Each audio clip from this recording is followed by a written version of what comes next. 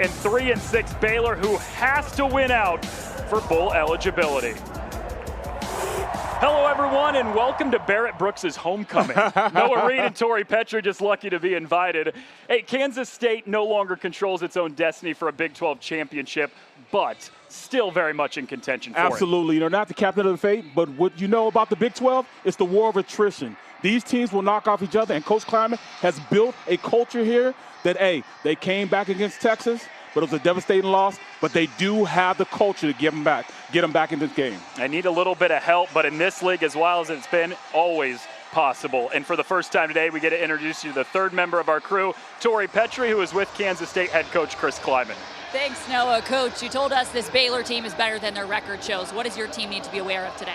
Well, we've got to start fast, and we've got to play physical. We know we're going to get Baylor's best shot. Everybody in the Big 12 gives everybody's best shot. We've got a great crowd. Let's see if we can respond. What's the key for your team? Hang on to the football and stay on the field and then get off the field on defense. Thanks so much, Coach. Appreciate it. Thanks. Appreciate it, Tori. Thank you to Coach Chris Kleiman as well. Man, what an atmosphere Manhattan, Kansas is on game day, Barrett. I'll tell you what, when I played here, it was 29,000, 50,000 screaming Wildcat fans here. Baylor's going to have their work cut out for it, but I tell you, Coach Aranda, he's got some guys out there that are hungry. A young team, and I think they're ready to fight right now. 21st all-time meeting between these two. We are tied 10-10 all-time.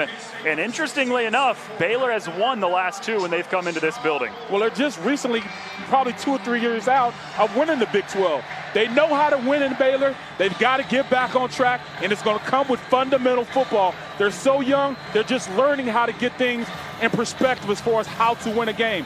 Kansas State already has their culture built, and Coach Kleiman is going to make sure these guys go out and focus on the little things to win this game. Manhattan, Kansas is jumping for some Big 12 football. Their Kansas State Wildcats are in a Big 12 title race. Baylor has to win out for bowl eligibility, and off we go from Manhattan. This is Trayshawn Ward from the 6 on the return. And he got nowhere, plastered near the 18-yard line, and that's where Kansas State starts their drive. Yeah, you look at Baylor, they understand it's the little things like that, not allowing them to get to the 25, that gives them a little stick, a little bit of an uprising, because they want to stay competitive in this game. They want to go out and win this game, and it's going to be a must that they match hypeness for hypeness while on the field. Our first look at Will Howard, the senior quarterback who, despite the loss last week against Texas, Barrett threw for a career-high 327 yards.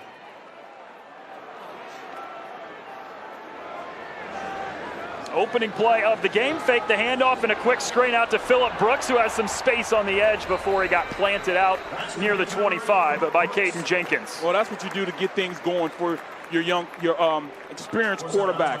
A little easy pass, get it out there, get it to your athlete. Phillip Brooks is one of the faster guys on the team, a very good athlete. Let him go out there and work. Now they're 2nd and 4 instead of 2nd and 10. And Will Howard's favorite target, too, in Phillip Brooks. Quick slant, Jace Brown dropped it, brings up 3rd down. You know, that's a slant play. He should have been caught, but we're talking about a freshman, a natural freshman.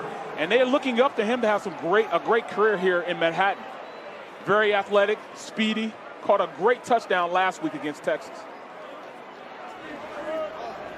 This is the best 3rd down offense in the Big 12, 6th best in all of college football, converting nearly 51% of their 3rd downs. A very manageable 3rd and 3 to get on the opening drive. Baylor's defense looking for a 3 and out to start the day. Howard with a clean pocket. It's again Brooks ducking underneath a tackler down to the 34. Picks up 8 yards and gets the 1st down. Goes to Mr. Consistency. Look at it there, bunch to the left. He looks out, sees him, up to the right, delivers a great ball to him. Not lead him till he gets hit. First carry for DJ Giddens, has some space, lowers the shoulder, breaks loose, spins off another down to the 43. Give him 9 yards on 1st down. You know, he's their big back. He's explosive. When he gets there, he's not shying away from contact. He wants to run through you as opposed to run around you. This is what this offense dictates. Running the ball consistently to open up the pass. They run for more than 200 yards a game, and keep in mind it's a run game that lost Deuce Vaughn to the NFL.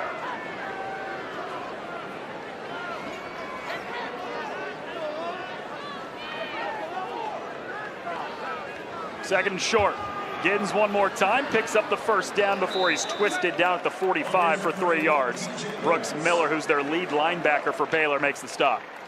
Now, Baylor's strength on defense are the guys up front. And in order for them to be competitive in this game, they have to go out and reestablish another line of scrimmage by getting up the field.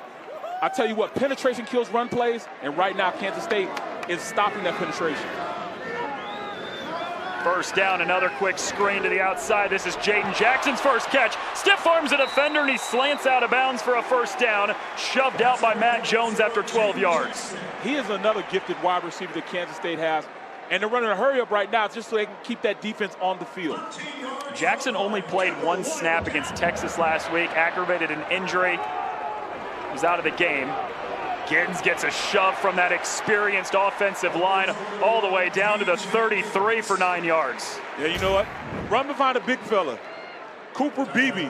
Just get in behind him, let him lead the way, and you just run in behind a big fella. Giddens can have a great game if he continues to keep his pass going forward and that offensive line pushing those guys of Baylor around. What a luxury for any running back for Kansas State to get to run behind this offensive line. 5 seniors, all of which have started at least 2 years.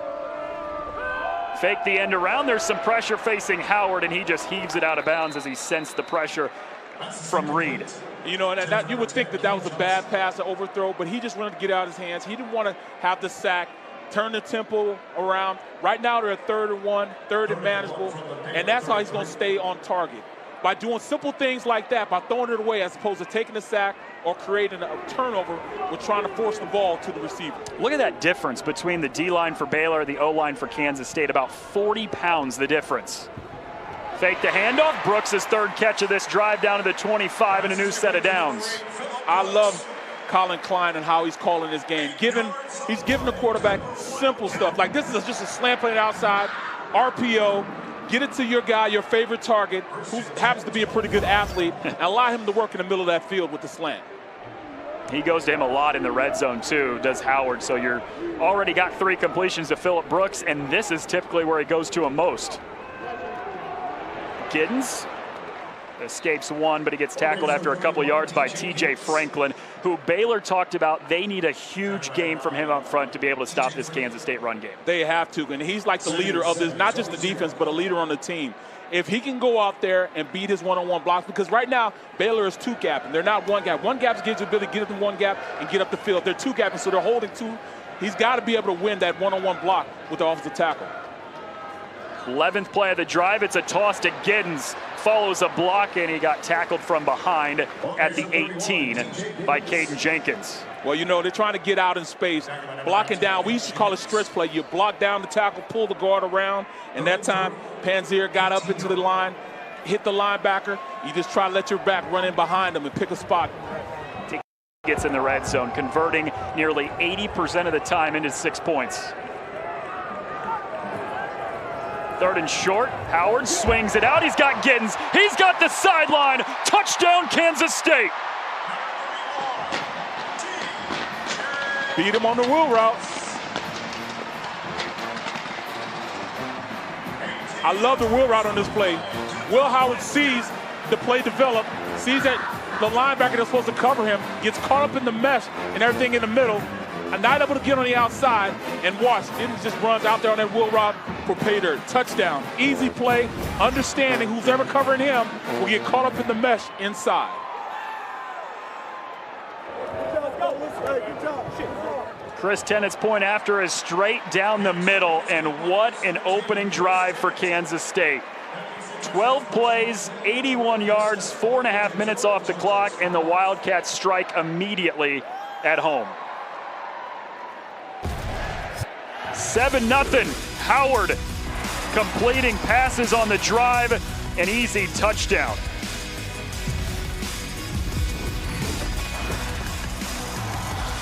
Earlier today before kick, that's Michael Bishop getting honored here as a Hall of Famer at Kansas State. And who's that on the far left there, Barrett? Mr. Snyder, my guy. Coach Snyder is a great guy. Saved my life. We'll talk about that later. Here's a return from the 2-yard line. It's Richard Reese who stretches outside, and he's across the 25 for Baylor to start their opening drive of the day. Well, hey, talking about Richard Reese, he needs to be instrumental in this offense and how they get things started for this Bears offense. They've got to run the ball consistently to open up the pass. Yes, Blake Shapen's a good quarterback, but he needs to run to help them open things up a little bit, keeping that Kansas State defense honest, and it's imperative that Reese has a good day. Blake Shapen has a weird split, as the team does as a whole, actually better on the road than at home this season. Yeah, it's kind of funny. You know, they win on the road, but home, you know, it's not as much. Handoff on the first play of the day. Broken tackle outside the 40 by Dominic Richardson. Good start for 15 yards. Great start. And when I look at this, where they blitz from the outside and they get caught and run up underneath the blitz, the tight end was able to stop the defensive end from pushing it down, and that was his gap. So he just ran through his gap for the huge run against this Kansas State defense. Richardson, a transfer from Oklahoma State, where he spent 3 years, ran for over 1,000 yards for the Cowboys, now with Baylor.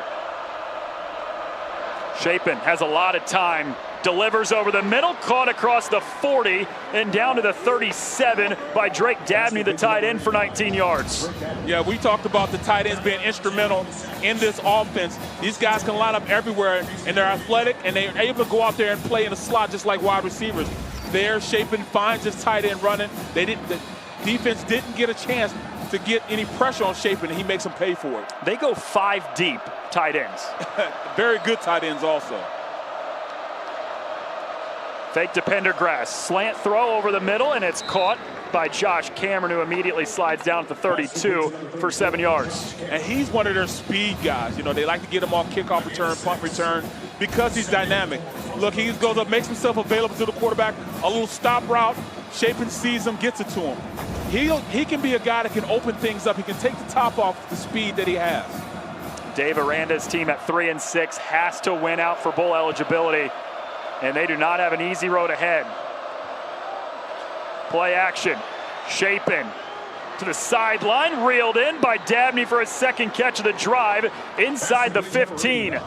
Give him 19 yards and another first down. Your tight end's a quarterback's best friend, and when you're watching this replay, Dabney always runs routes in which he makes himself available to Shapen on the play.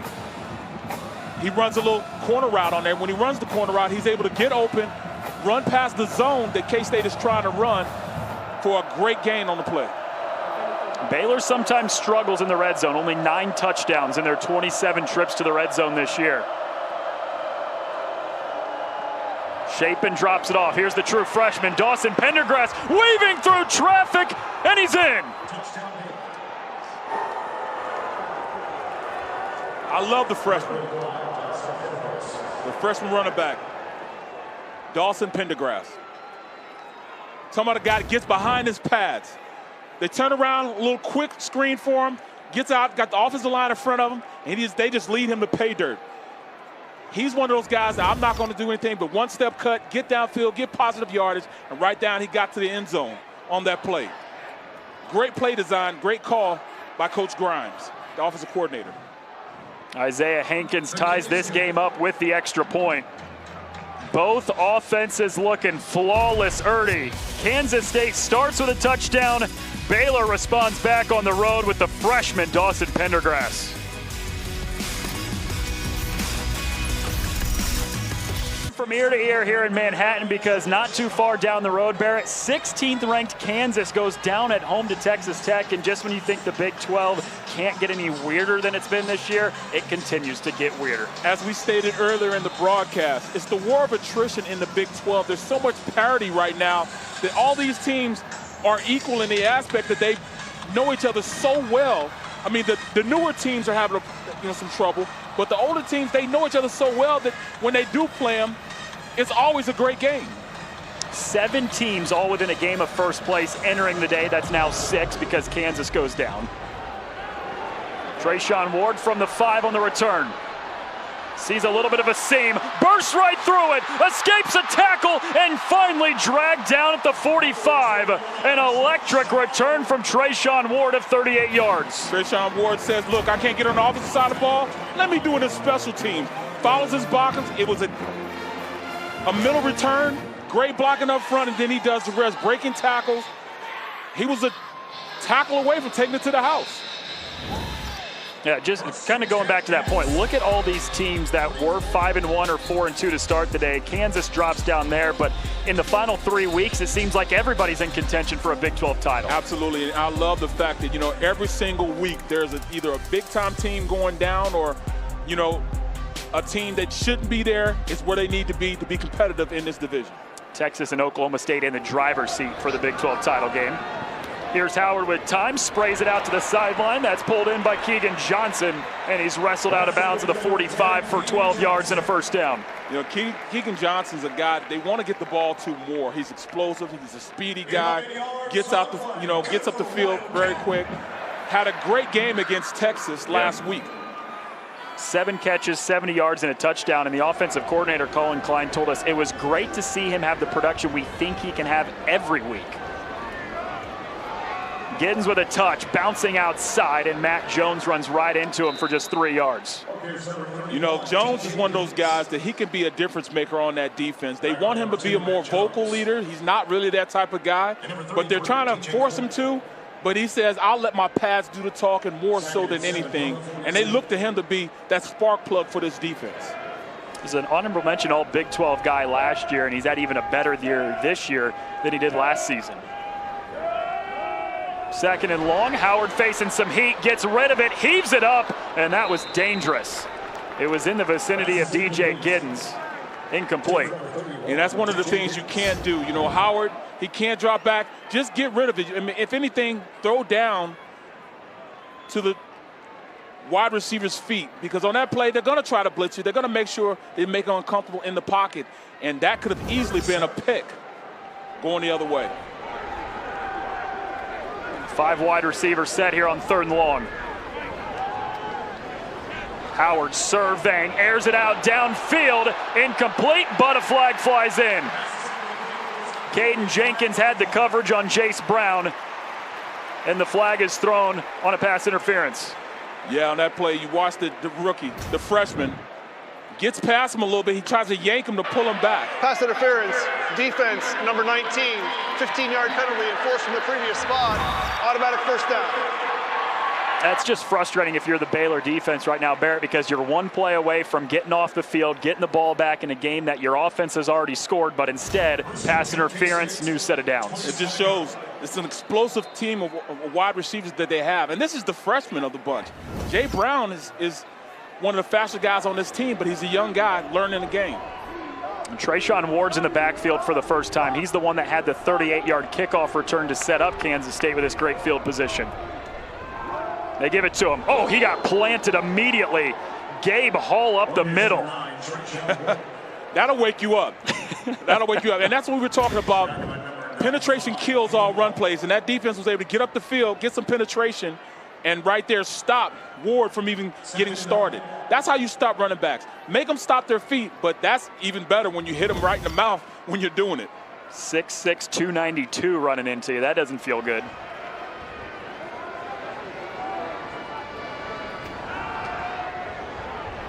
Howard completes the pass near the 20. Jace Brown is hit immediately. We've got a 3rd and 3 coming up after 6 yards. Yeah, it's a simple little stop route. Turn around, make yourself available for the quarterback. And 9 times out of 10, Will Howard will find you if you're open. You give him a little time. Baylor has been sending the blitz from not just from the outside, but also inside, which is forcing his reads a little bit. That time he was able to read the defense and get it to the receiver. Ward stretching outside, got an open hole, and he's yanked down at the 14. It's a first down. That's what we talk about. Block down, and pull around. That should just follow.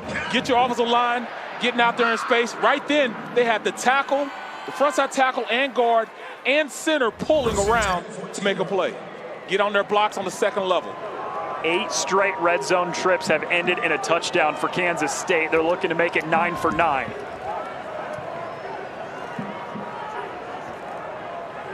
Play action. Howard seeing some pressure, escapes out to the right, throws it out of play. That's what you have to do when you're a defender. And once again, you look at TJ Franklin creating the matchup problem with beating the tackle than getting up the field with penetration. Howard, got stuck back there. Nobody was open, but he kept his head about him, kept his eyes focused down the field, but it was just great coverage on the backside by this Baylor defense. But then you got to go with your guy, T.J. Franklin, to go make a play and rush the pass of Howard. 2nd and 10. Here's Howard stepping up in the pocket. Now flush to the right. Back of the end zone. Caught for a touchdown. Ben Sinnott, the fullback. Fullback, tight end, I don't know what you want to call him. They have got great chemistry together. Great chemistry. On this play, they leave everybody in on the play, and then we turn around, Howard Sinnott turns around, and who breaks open? He has great awareness. Sinnott has great awareness on where the DBs are, stops in the middle of that zone, makes himself available. Howard hits him for the touchdown. Ben Sinnott just accepted a Senior Bowl invite yesterday. He's got a touchdown in the first quarter to put Kansas State back on top. 14-7. Kansas State responds after the Baylor touchdown with one of their own. Both offenses are alive here in the first quarter in Manhattan. 14 yards from Will Howard to Ben Sinnott puts Kansas State back on top with just under 5 to play in the first quarter. 4th touchdown catch of the year for Ben Sinnott. The fullback slash tight end slash wherever you want to line me up, I can do it. I love his awareness on the field. Here's Richard Reese from the goal line, and he got upended shy of the 20. Will Howard and Ben Sinnott really close both on and off the field, Tori. Yeah, they clearly have a whole lot of chemistry. I talked to Will Howard this week, and I said, who on the team do you feel like you're closest with? He said, if it's anybody, it's probably Ben Sinnott. And he brought up those post-game comments that Ben Sinnott made after last week's game in support of him. Remember, he said he was sick and tired of people doubting Will Howard. Well, that meant a whole lot to Will. He brought that up with me. He said, I could not be more grateful for the way that guy stuck up for me. I love that, Tori. That's really cool. And if you haven't seen that yet, I urge you to go look that up because it was post-game after the loss to Texas, and Ben Sinnott really defended Will Howard with some fiery comments. Dominic Richardson plows forward for just 2 yards to the 20. Isn't that exactly what you want in a teammate too? Guys that defend each other, guys that stick up for each other. Oh, absolutely. Especially the cohesiveness those two have, and they show when they're on the field. It's like their osmosis is there because he knows exactly where he's going to be and when he's going to be there. Knows he's going to be open. He delivers the ball to him. Empty backfield for Blake Shapen on a 2nd and long. Hit as he throws. Ball's loose. Recovered by Kansas State. A scoop and score for the Wildcats. Desmond Purnell.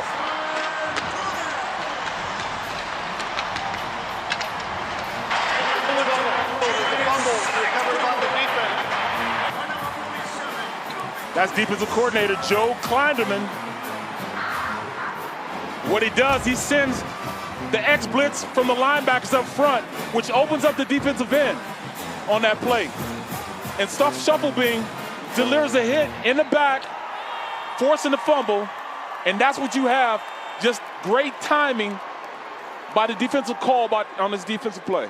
Stufflebean the hit, Purnell the scoop and score, and it's the 130th non-offensive touchdown over the last 24 seasons for Kansas State, the most in the nation. We talked to, the defensive coordinator, Coach Klinderman, and he says, I don't know what it comes from on how we are getting all these turnovers, but he's glad to have them. He said, sometimes, you would think that, it's more than just fate. It's the work you've put in, but that's definitely a great play call by the defensive coordinator, and then turn around, executing it, and it opens up for a scoop and score, defensive scoop and score. This is great play calling and great execution by this defense. 10th turnover in the last 4 games forced by Kansas State. And how about that? Since 1999, 130 touchdowns coming from not the offense. When you're getting that many scores from your defense, from your special teams, that's going to set you up in great positions. Last week we saw the same thing happen in the second half against that Texas team. Offensively they were trying to get things going, but defensively is where they picked it up. getting those interceptions, getting those turnovers allowed them to get back into the game, give them the confidence they need to go and try to at least beat a Texas on the last play of the game.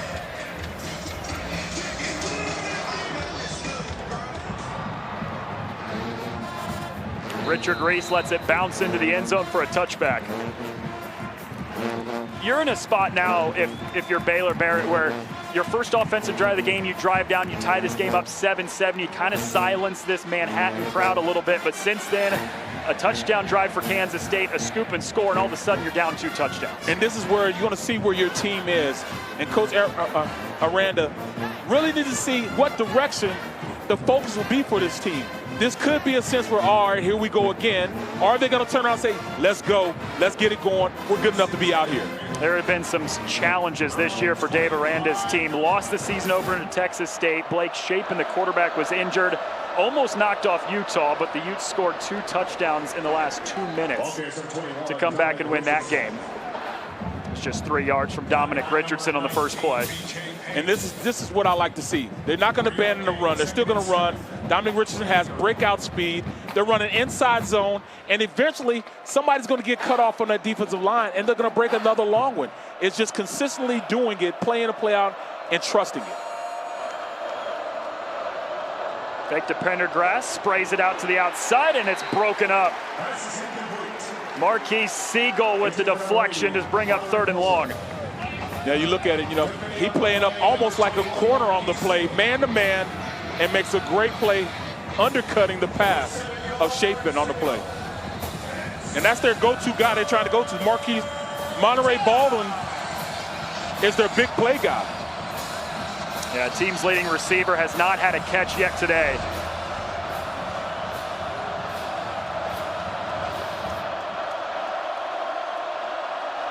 Loudest we've heard it today here in Manhattan. Crowd coming to life on a 3rd and long for Baylor.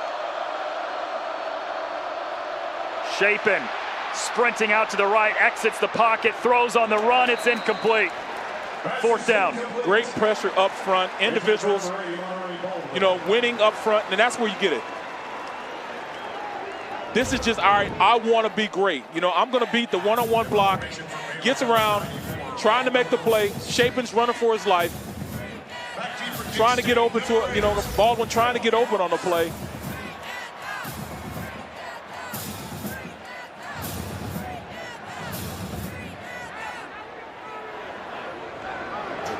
Palmer Williams boots it away. Phillip Brooks is back to receive the punt at the 28. Reverses field, and he ran backwards. 44-yard punt, and he lost about 5 yards on the return. Yeah, trying to be dynamic on the play. Sometimes, you can get around it, but we're talking about a Baylor team that's pretty quick, pretty fast. And right then, he couldn't get away to try to make a big play on it. What a day for Will Howard already in the first 2 drives. 8 of 12, 2 touchdowns, and he's completed a pass to 6 different receivers. And what I'm seeing the most out of Noah is his ability to have that pocket presence, to be able to step up in the pocket, read where the pressure's coming from, and also throwing the ball away. He almost had one mistake, but he's getting the ball away and not taking sacks. Already up 2 touchdowns after the defense gave him a scoop and score not too long ago. And DJ Giddens searches for just 3 yards. 3 yards is not always a bad play. 3 yards in cloud dust. I was playing with the Steelers, and we made a business out there, giving the ball to Bussy. 3 yards here, 3 yards here, and then you turn around. Now you're 3rd and manageable. And sometimes not always bad. Howard with a clean pocket, zips it to the sideline. That's pulled in by Ben Sinnott, who has a touchdown today, and he's tackled by the ankles just shy of the 45 for 19 yards. I'll tell you what, talking to Colin Klein, the offensive coordinator yesterday, I love running plays like this, because you want to get it to your playmaker, and we talk about Sinnott being a guy that plays as a tight end fullback. He does it all well. He's out there in the slot playing receiver. This guy does a lot well in the backfield, too. DJ Giddens lowers the shoulder and pummels his way across the 45 for 12 yards and another first down. They're just systematically running this offense. I love what they call it here. Coach Klein calls it power spread, meaning we can run in between the tackles and get the ball out on the pass. Spits it out on a screen, caught by R.J. Garcia. And he he got yanked down at the 41. They love these bunch plays out here where you can get the screen out, throw it out to the receiver, and you got some pretty good playmakers out there. You get two receivers out there blocking, one receiver gets the ball, speed screens.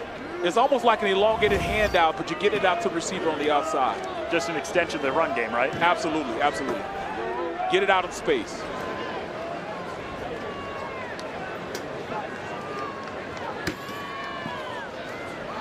Giddens gets back to back.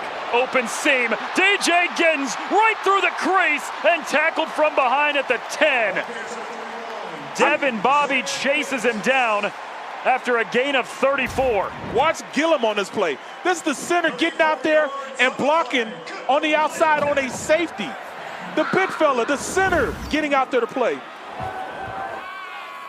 Why not keep in the hands of Giddens, but this time he's got nowhere. Swarmed by the Baylor defensive line for a yard. We need to see that play one more time because I want to watch. I want you to see how Hayden Gillum is able to snap the ball and get out there and pull out on the widest guy who happens to be his safety, gets a block on him, which opened it up for DJ Giddens on the play. Great play call, and I love the way they executed it. 8 yards a touch so far for DJ Giddens, who we're not even through the first quarter, and he's approaching his third 100-yard game of the season. Second down, Howard keeps it, follows a block in front of him, and the quarterback lunges down to the 1. Let's take a look back, Barrett, what you were just talking about. Now you block the front side, man-to-man, get out there, and then you get your center out to block a safety on the play. Get him out there and opens up wide for Gillum to go out there and Giddens to go out there and have a great run. This is what I'm talking about. This is college football at its best. Getting your big fellas out there, getting your big, maulers out there in the offensive line, being able to run and make plays at the second level. That's the end of the first quarter. Timeout. The 50,000 here in Manhattan loving the first quarter. Kansas State up 21-7. The defense getting involved on a scoop and score. And Kansas State is rolling, heading to quarter number 2.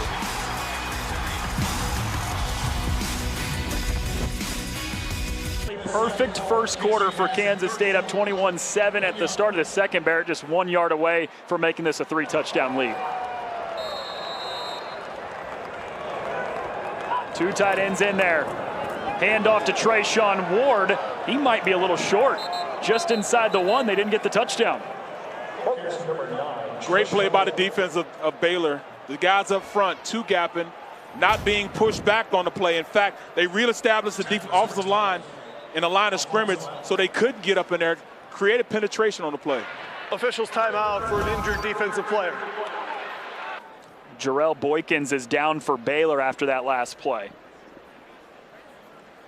Interesting spot, too. 4th down. You got to think inside the 1, the offense is staying on the field, but certainly is a decision for Chris Kleiman here. Definitely a decision, because, at this point, you can kind of put it in by keeping it running. But, we talk about what happened last week against Texas and not going for the points, the guaranteed 3 points to extend the game. But now, we're not at that point. But that's a decision you make. Do you let your big guys up front, your senior offensive line, move the line of scrimmage and dictate tempo? It's a lot of guys, a lot of legs being rolled up out there. Offensive line pressing guys back, and sometimes you get rolled up on. That's the scariest thing when you're a trench player. Offense and defense. Guys get rolled in the back of your legs. Sometimes it's just, the nature of playing a gladiator sport, that you're going to get crossed up, you're going to get falling on a lot during those plays. 4th and goal from inside the 1. Howard under center. He gets a push from behind, and it's a Kansas State touchdown. The brotherly shove. Tush push, as they call it in Philly. There are a lot of flags that fly in well after the play on the celebration.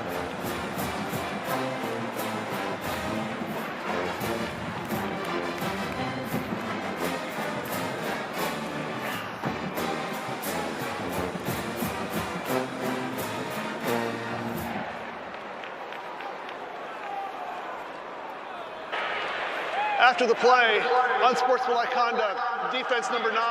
That 15-yard penalty will be enforced on the succeeding kickoff. That's number 9's first unsportsmanlike conduct. That goes against TJ Franklin. He's their emotional leader on this defense. On the team, period. They look for him a lot of guidance as far as how to play this game. He knows he has to play better in order for them to win.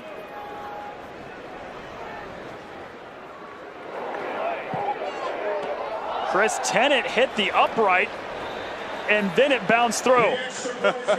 Not pretty, but it works. 21 unanswered for Kansas State. This time, Will Howard, the quarterback, keeps it. All Wildcats early. 21 unanswered for Kansas State, and Baylor is searching for answers right now. Barrett down 28-7 early in the second quarter. And this is where you got to see where your team's mentality is. Yeah. Coach Aranda has to make sure they stay focused, stay ready to play. It's imperative that they come back and do something before halftime.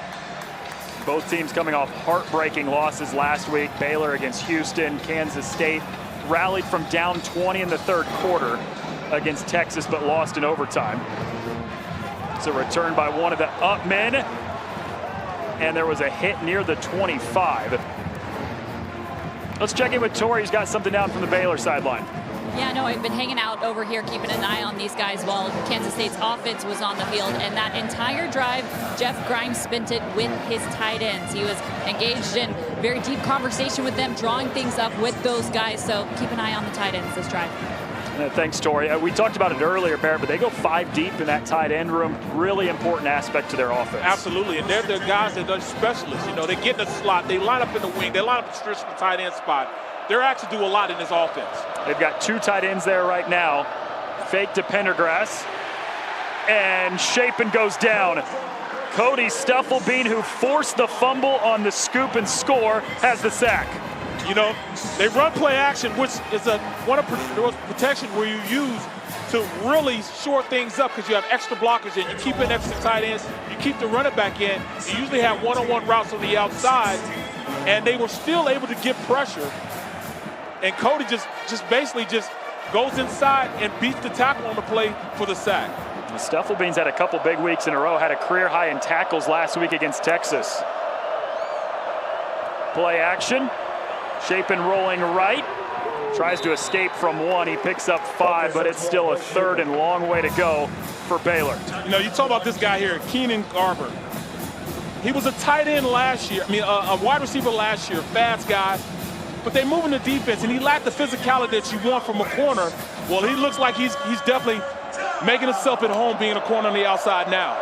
3rd and 13. Chapin has plenty of time. Short pass over the middle is through the hands of Dawson Pendergrass, and it's a 3 and out. Yeah, Chapin has to get himself calmed down, you know, just so the offense calmed down. He looked a little frenetic in how he set back, throwing off his back foot. Things weren't opening up for him. He's got to make sure that they can see him being calm, and then they'll get more confident.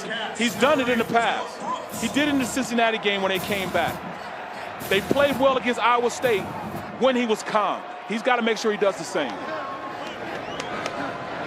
Oh, short snap to Palmer Williams. Can't get rid of it. He's dropped inside the 5, and that's where Kansas State takes over. Nothing can go right for Baylor today. One of the major keys on why they were able to creep back into that game last week against Texas, special teams, special teams, special teams. Bad snap, doesn't get the ball, doesn't secure it. K-State playing at a high level, making sure they're running around, playing the ball to the whistle, taking advantage of opportunities like this. To have the ball now at the 2-yard line going in for another score.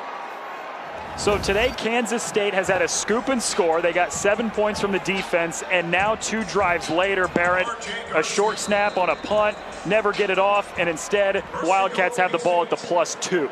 Does it sound like a replay than what you saw last week in the second half versus Texas? Yes. Play action, Howard completes it, touchdown Christian Moore, and that's the new all-time record for passing touchdowns in a career for Will Howard. Will Howard is the leader of this team, no question. They like to use Avery Johnson, but he just goes to show his calmness, his presence in the pocket, waited till things opened up in his offense, and he was able to deliver to Christian Moore, fullback slash also a tight end, on the play.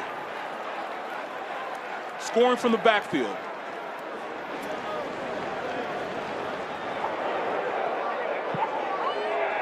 Chris Tennett's point after his throw. 35-7 Kansas State. Special teams troubles for Baylor. Short snap, muffed punt. Kansas State takes over on the 2. And Christian Moore's first touchdown of the season is the record breaker for Howard.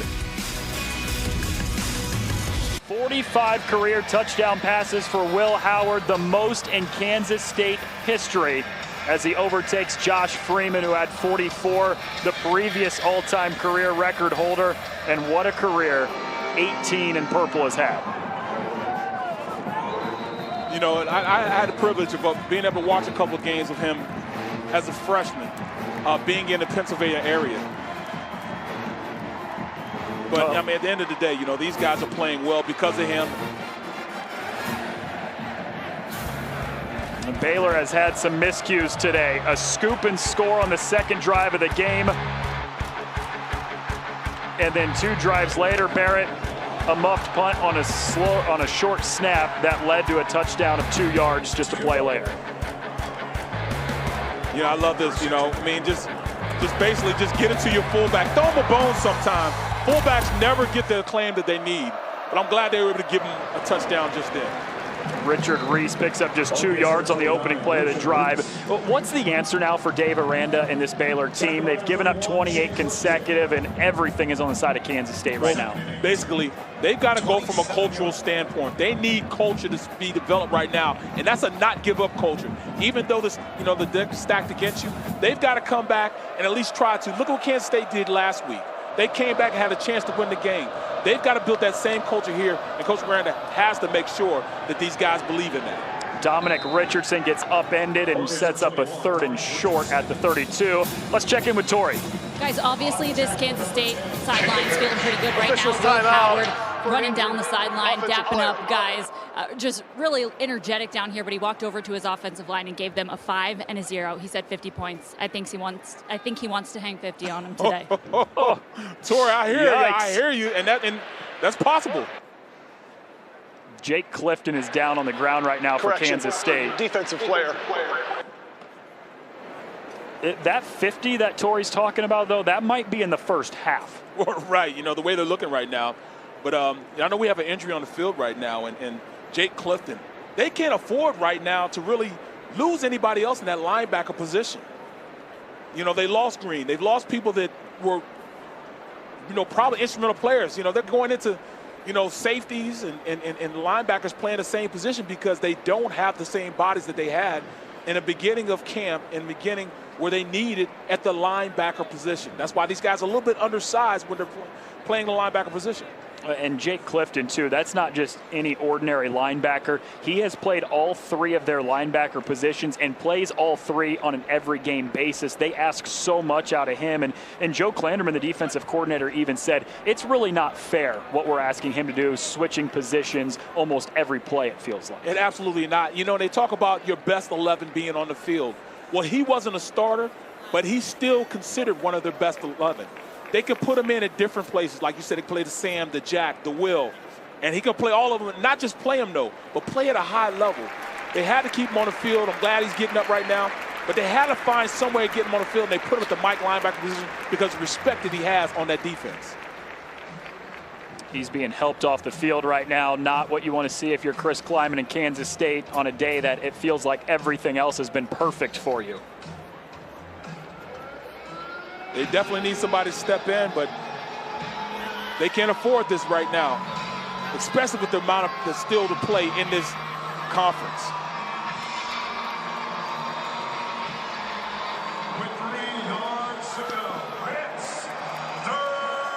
A couple 3-and-outs today for Baylor. They haven't converted on a 3rd down yet today. Handoff, Dominic Richardson. Gets a push near the line to gain. He's right at the 35, and that should be enough to move the sticks. And a late flag comes in as there is extracurriculars near midfield. Another flag as a little bit of a fight broke out. Yeah, this isn't football here. This is not football at all. Khalid Duke, number 29 right there, has to be held back by a handful of teammates. You know, usually you don't get you usually get the second guy. Well, both guys kept going, kept fighting in this thing. There might be some consequences and repercussions that come from this altercation on the field. He was getting into it with Alvin Abosale, the left tackle for Baylor. And neither guy can afford not to be in the game right now. The result of the play is a first down. After the play, we have fouls on both teams. Unsportsmanlike conduct, offense number 79. Unsportsmanlike conduct, defense number 29. Both players are ejected. Those fouls offset. First down. Wow, so an already depleted and young offensive line for Baylor gets one less. Alvin Abosale is ejected, as is Khalid Duke, the defensive end for Kansas State. 79 white, 29 purple. Let's see if we can see it here after the play's over. Yeah, you know, both guys swinging. This isn't football right here. You know, one guy tries to sling another guy. They try to sling each other, then punches start going, you know, and that's not football. That doesn't belong in the game. I understand you get heated, but now you can do nothing. You can't do anything for either one of your teammates. You're off the field. You're not helping each other. Dawson Pendergrass, the true freshman, with a patient run as he searches across the 40 to pick up 7 yards before Desmond Purnell makes the tackle. And that's what they need to go with. You know, Dawson Pendergrass, I like his running style. I like what he brings to the table. He's a straight ahead runner, one step cut, going downfield, going downhill. His usage rate, Barrett, is getting higher and higher every week. They're giving him more carries every single week. Started out just a red zone back. Now he's moved into being one of those guys they use from 20 to 20. Fake it to him, tried to swing it out to Monterey Baldwin, the top receiver, who still doesn't have a catch today. He dropped it. You know, this is the war of attrition. You know, that neither team can afford to have anybody out of the game, but especially Kansas State when it comes to guys doing it.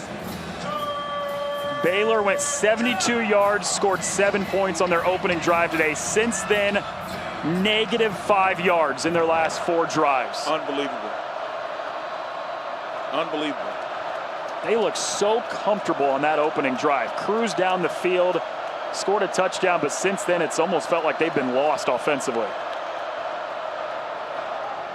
Handoff to Dominic Richardson, picks up the first down. And if you're looking for some positive, Barrett, that is 2 third-down conversions on this drive after they didn't have any at all to start the day. So it was slow and steady wins the race.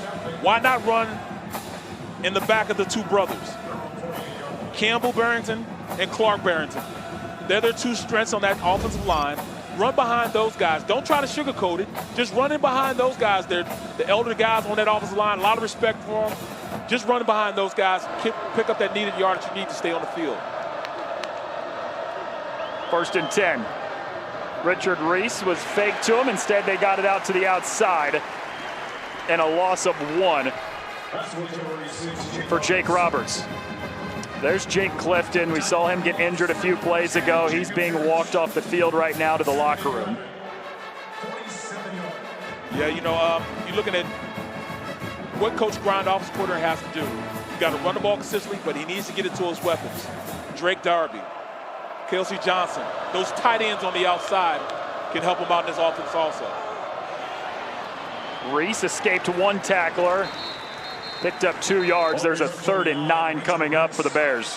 You know, I talk a lot with the coaches, especially Coach Klanderman, the defensive coordinator, about Uso Seabalo.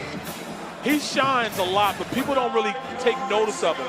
But he's a load, he's an athlete, and right then, he got penetration, made the running back stop and start his feet, which allowed the others to come make the play in the backfield. Such a youthful offensive line, gets even younger. 17 starts by a freshman this year, and Alvin Abosale with that ejection on the unsportsmanlike conduct means they're a man down.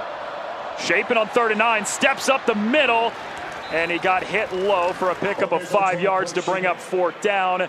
Do you leave the offense on the field here, Barrett? This is definitely play. This might be 4-down territory for Coach Aranda. Simply because they don't have anything else going. Why not just throw caution into the wind, stay on the field, run in behind those 2 Barrington brothers, and see if you can get the 1st down. Nothing else is working. Let's try this. It'll give us a little amp, give us that spark that we need to come out and be competitive in this game. Baylor goes for it on 4th down a lot. 14 of 32 this season. 2 tight ends in there on a 4th and 4. Chapin drops it off. It's caught by Pendergrass. Leaps forward. He's right at the line to gain. They're signaling 1st down. That's a big get for Baylor to keep this drive alive. We are talking about so many freshmen in this game, and that's who it is. Dawson Pendergrass is a freshman. Runs a little under route across the field, catches it, and they thought he was just a runner. There he looks more like a pass catcher, going out and making a play, moving the chains for his offense. 4th straight game with at least 3 catches for the running back, Dawson Pendergrass. Now Richardson's back in there to run it, lowers the shoulder, plows down to the 37 for 5 yards before B.J. Payne makes the stop.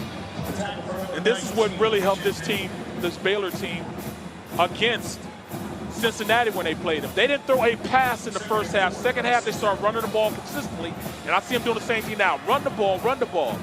Like I said, 3rd and short, you need those type of situations. And if you don't run the ball, you'd be hard-pressed to get those situations. Chapin.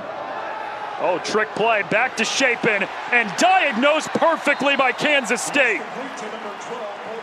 Brendan Mott was there for the tackle and a loss of 5. Disciplined football. Stay at home. He plays defensive end. He gets up the field. Plays it, goes down, turns around, stays at home on the play, doesn't allow the offensive lineman to block him. He's there to make a play on the quarterback, on the throwback from the running back.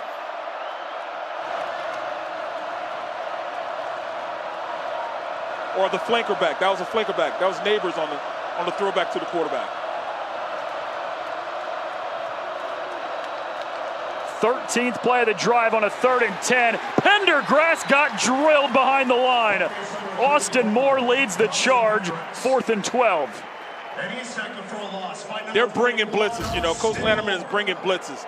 He jumps in between the block, swims them, makes the running back, Pendergrass, start and stop his feet. That's how you get a running back to really slow down. You make him start and stop his feet, have to change direction, give your guys that are pursuing enough time to get and help you make the play.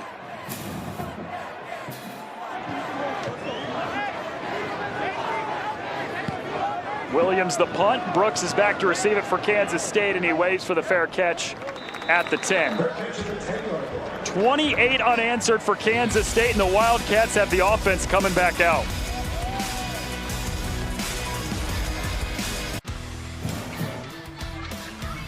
The man outside of the statue there, Bill Snyder, the most wins by far in Kansas State history with 215 of them. The guy that this stadium behind him is named after.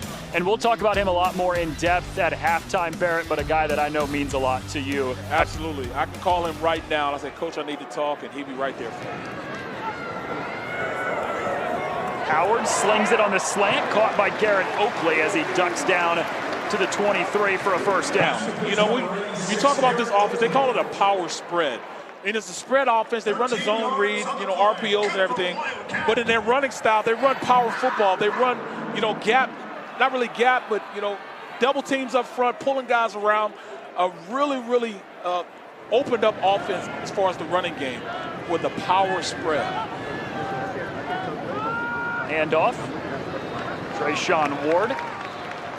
He's tackled by Brooks Miller after a gain of 5. A lot of one-on-one blocking up front, which allows your best players, your senior guys, to block the man in front of them and win. That's what makes this offense a little different from most teams. Most times you just run zone reads, you just run, you know, no counters or stuff. They run counters with their offense. Counter plays, pulling backside tackles from guards, and sometimes pulling centers, instead of just running RPOs. Here's Ward bouncing to the left. And he got out to the 33, right at the line to gain before Brendan Bett makes the stop. You know, it's funny. When you look at this offense, it kind of highlights your offensive lineman. And here again, Hayden Gillum. For a defensive injured player. It's Brooks Miller after making the tackle. When you watch this offense, you know, it kind of puts your offensive line and highlights them a little bit, shows their athleticism. And right then you had Hayden Gillum out running. He snaps it. He's able to snap the ball, kind of like a Jason Kelsey with Philadelphia, one of the most athletic centers in the league, you know, Pro Bowler, All-Pro and everything. But he's able to snap it, but still have enough athletic talent to get out on the edge and block linebackers, block safeties. And watch, you just saw that play. He did the same thing. Snapped it, got out and blocked the linebacker on this play. Oh, and Chris Kleiman told us the same thing yesterday. He said, we'll pull tackles, we'll pull guards, we'll pull our center. Everybody's going to move on the offensive line.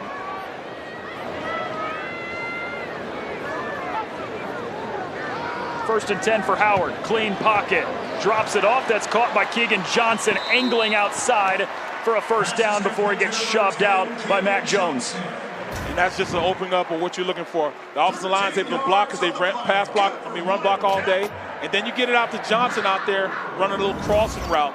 And he's able to use his athletic talent to get open for the first down. Handoff to Ward. Patient run, bouncing between the tackles. Picks up just 2 yards. Devin Lemire is there for the tackle. And there's Ben Sinnott. Now he's coming from, you know, the wing position, pulls around, hits the linebacker, seals him, and then, you know, running back after that is able to run and basically get at least a 2 or 3 yard run simply because his ability to block from the wing position going across the formation. Play action, quick throw to the outside, and it's broken up. Looking for Ben Sinnott. Devin Bobby had the coverage. Great play by Bobby. You know, you got to bring an extra man in there. He's able to come downhill, undercut the play, make the play before Sinnott can secure it in his hands. Great play by him, because if he didn't make that play, he'd have ran past him, and Sinnott would have had a lot of yardage in front of him where it was opened up. Matt Powledge, defensive coordinator, called Bobby the most under-the-radar guy on the defense.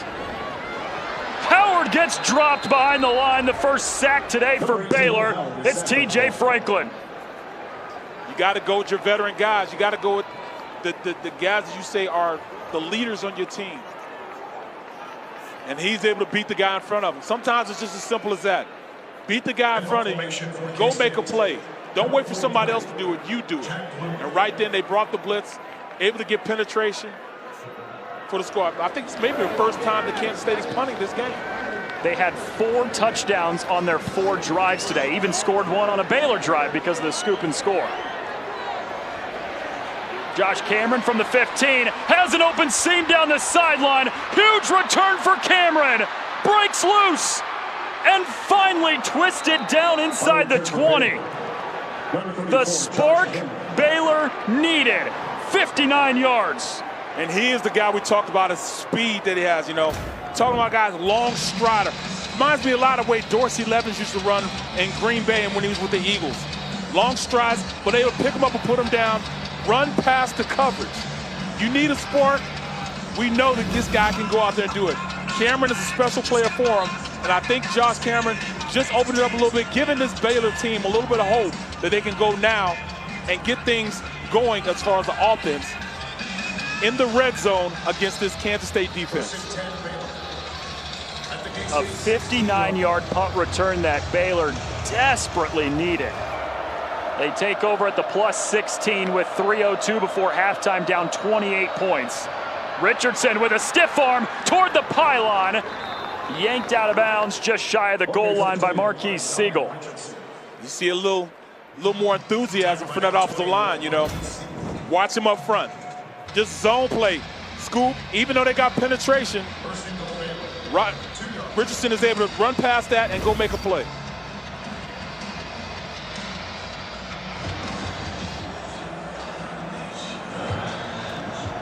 Jumbo package in there for Baylor. First and goal from the 2. Handoff to Richardson. Gets a push from behind, but maybe got a yard. Watch this. This is just zone left. Scoop, scoop, front side, double team to the linebacker. But on this play, Kansas State were able to get penetration to stop the run play, not allowing the running back to turn his shoulders and go downhill. Kept him going lateral instead of him going vertical.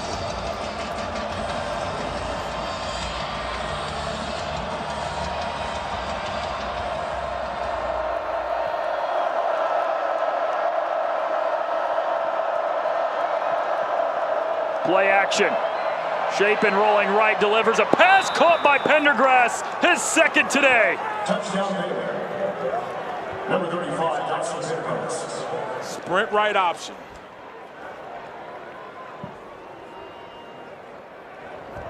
Easiest play to run in the red zone, especially on goal line situations.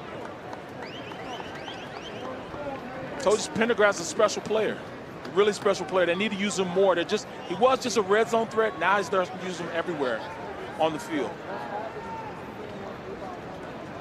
A true freshman, Dawson Pendergrass, that as the season has progressed, gets more carries every week.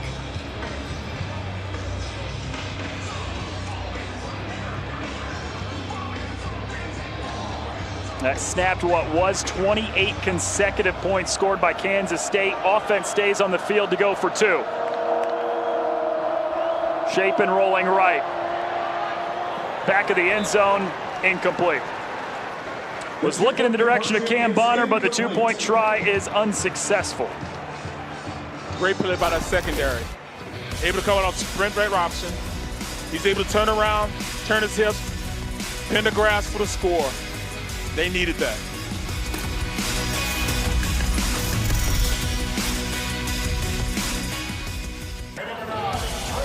Baylor gets a much-needed touchdown to snap 28 consecutive by Kansas State. Oh, how about that? We knew that Kansas went down to Texas Tech earlier, but that's the first I'm seeing. 15th ranked Oklahoma State down 17-0. Onside kick here. Baylor might have gotten on that. They're saying they have it. Gutsy play call by Coach Aranda. Gutsy play call. Oh, Baylor's got it. What felt like a game that might get out of hand real early has certainly changed a little bit. You know, we thought that going for 2 was something that, I don't know if I'd have did it, take the momentum away.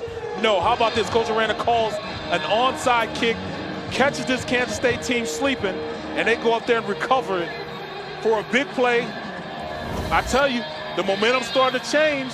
We saw last week with Texas how the momentum changed from Texas to Kansas State and had an opportunity to win in the second half. Well, hey, they're not waiting till the second half. They're waiting right now. With 1:42 left, they are going for it right now. So, I mean, talking about culture. They're trying to develop a culture in Baylor. This is exactly what you do. Once they see that the coach is going all out, they'll tend to start turning around and doing the same thing. Build that culture, Coach Aranda. Onside kick recovered by Baylor. Bears still down big, but they've got a chance before half to cut into the lead. Chapin fires a strike. New form enthusiasm on the play. Go to your weapons.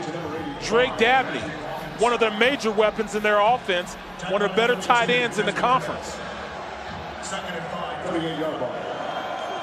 Pressure 43-yard line. Second and 5 for Chapin. Zips it to the sideline, but that's well short of Monterey Baldwin. Miscommunication between the quarterback and the receiver. That's definitely miscommunication. But I tell you what, they're going with their base. And I think, just from watching film, their base personnel package is 12 personnel. 1 running back, 2 tight ends. And you get your best weapons out there with that. So they're going with Drake Dabney, Kelsey Johnson, those guys, Jake Roberts, even little Gavin Yates when they get into the red zone to try to open things up a little bit in the run and pass. 3rd and 5, got to have this. Chapin exits the pocket to the right, looking for somebody, slings it on the run that was nearly picked off by Marquise Siegel. I think on that play, I think Chapin kind of ran too early. I mean, the protection I think was there, but then he gets outside the pocket. There's nobody out there to block for him, so it was almost an interception right there for one of those safeties, K-State plays with 3 safeties, 3 deep safeties. That one of the safeties might come in the blocks to stop the run. But right there, you had Sigel could have made a play on an interception. 4th down. Baylor's already converted on 4th down once today. Need 5 yards. Chapin feeling some heat, fires on the run, completes it for a 1st down. Josh Cameron moves the sticks. He's already made a big play on a punt return. There he is, keep the sticks moving. A little stop route, makes himself available to Chapin, gets it to him. They go tempo with under a minute to go before halftime. And Chapin is sandwiched down after just 2 yards. Cody Stufflebean leads the charge for Kansas State. And a Baylor timeout called with 49 seconds to go. Baylor called their first charge timeout of the half. 30-second timeout. We're in an interesting spot, Barrett, because this game was 35-7 a little bit ago. Once this year, Baylor was down 35-7 against UCF, scored 29 unanswered points, and came back to win that game. Exactly. Kicked the field goal at the end to win the game.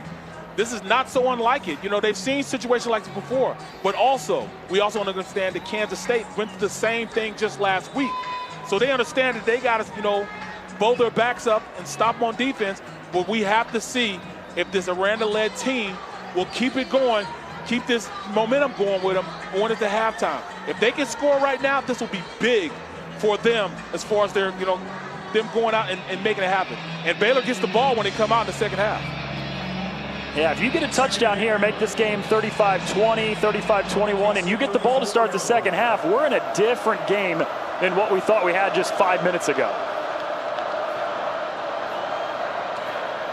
Chapin escapes, sprinting out to the right, tries to turn the corner, zips it on the run, incomplete. It's great coverage by this team. Will Lee goes up and makes the play. You know, Chapin gets outside, trying to make a play, but defense is there to make the play. Will Lee knocks the ball down.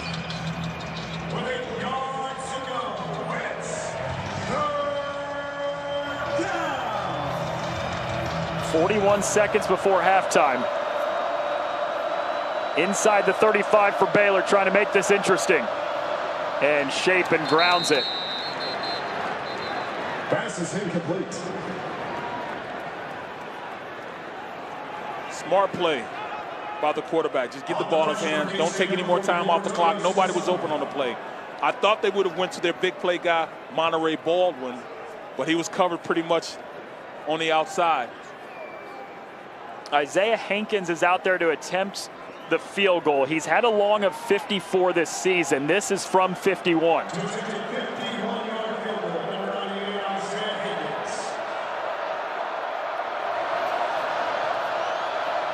lefty. Oh, they're going with a fake. Hankins airs it out down the sideline. It is incomplete. He had Jake Roberts. And another gutsy play call for Dave Aranda, but this one just falls short. Jake Roberts should have made the play on there, and I understand. You've got to pull out all the stops. You're trying to get back into it. He's open on the play. Led him just a little too much. It was in his hands. Yeah. You got to pull it. You got to stop and pull the ball in. Keenan Garber is there, but that's one you got to be able to catch. Yeah, I mean, that's a hard pass to catch. I understand that because the ball crosses your face, and it's hard to go, you know, bring it in with your hands. Kansas State has 30 seconds to try to make something happen. Phillip Brooks reels it in for his 4th catch of the first half. And a Kansas State timeout with 26 seconds to go. Timeout, Kansas State, first timeout of the half, 30-second timeout. Well, a week ago, Kansas State was in the opposite situation of what they're in right now. They were down 20 points at one point in the third quarter, Barrett, and rallied all the way back on the road in Austin, Texas, to get the game tied and send it to overtime. This is the field goal that sends us to overtime as time expires.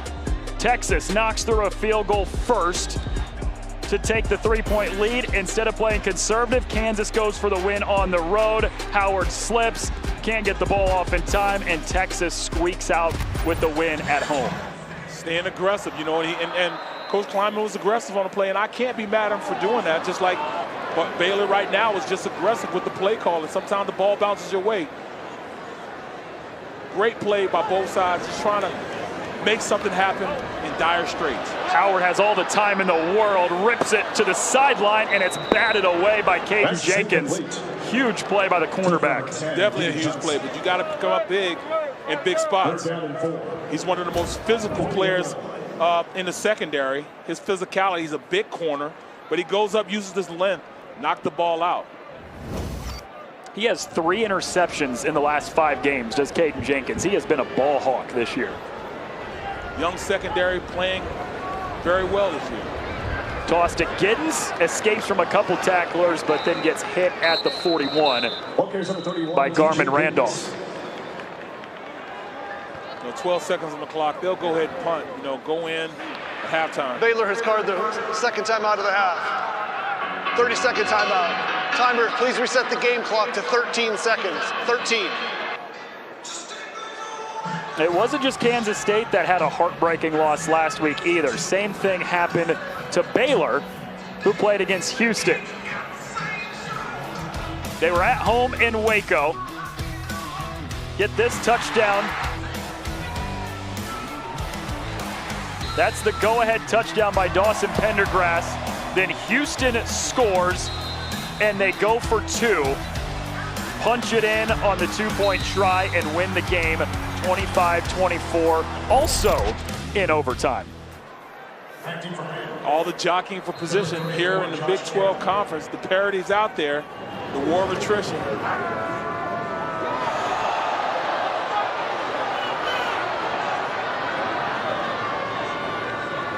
Jack Bloomer to punt it. Says Josh Cameron from the 13. He won't have a 59-yard punt return this time. Dropped right away. On the tackle, number 16, Seth Porter. And number 50, I love how everything's going right now. You got a team fighting back, trying to sustain the lead. Then you also have a team out there in Baylor that wants to really make sure we're not just out of this just yet. We want to make sure that you understand we're going to fight, we're going to keep fighting, and this is going to be us from this point on.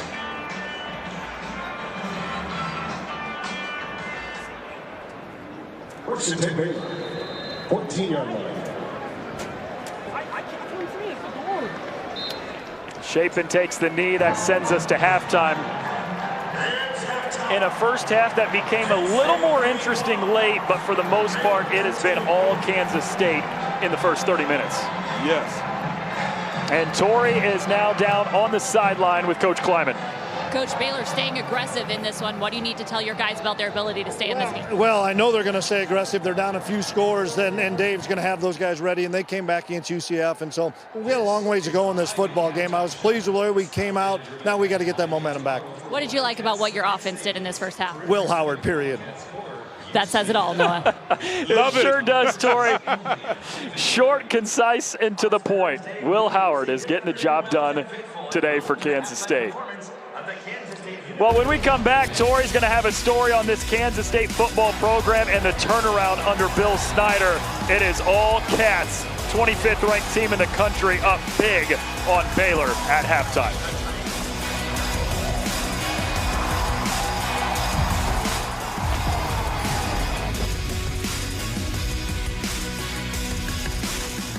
Leviston's getting Kansas State ready for quarter number 3. They might be up 22, Barrett, but they're not giving in now. No, they understand what's at stake right now. They see all these teams falling off. They know that they have to keep this tempo going.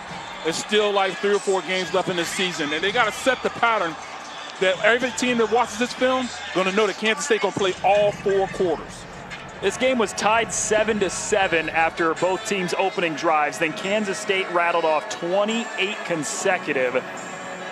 But Baylor made it interesting at the end of that first half, Barrett. They get a touchdown, recover an onside kick, and almost convert a fake punt, which could have led to a touchdown. I love it, man. At this point, the defense has made a score. Special teams has been influential in this game. There's so many facets of football that have, played out in this game that you gotta, it's exciting. You gotta stay tuned in on what's going on. Baylor gets the football to start the second half as well. Richard Reese with his heels on the goal line for the return. Can't escape. He got dropped behind the 15. Picture perfect tackle on the play. Open field.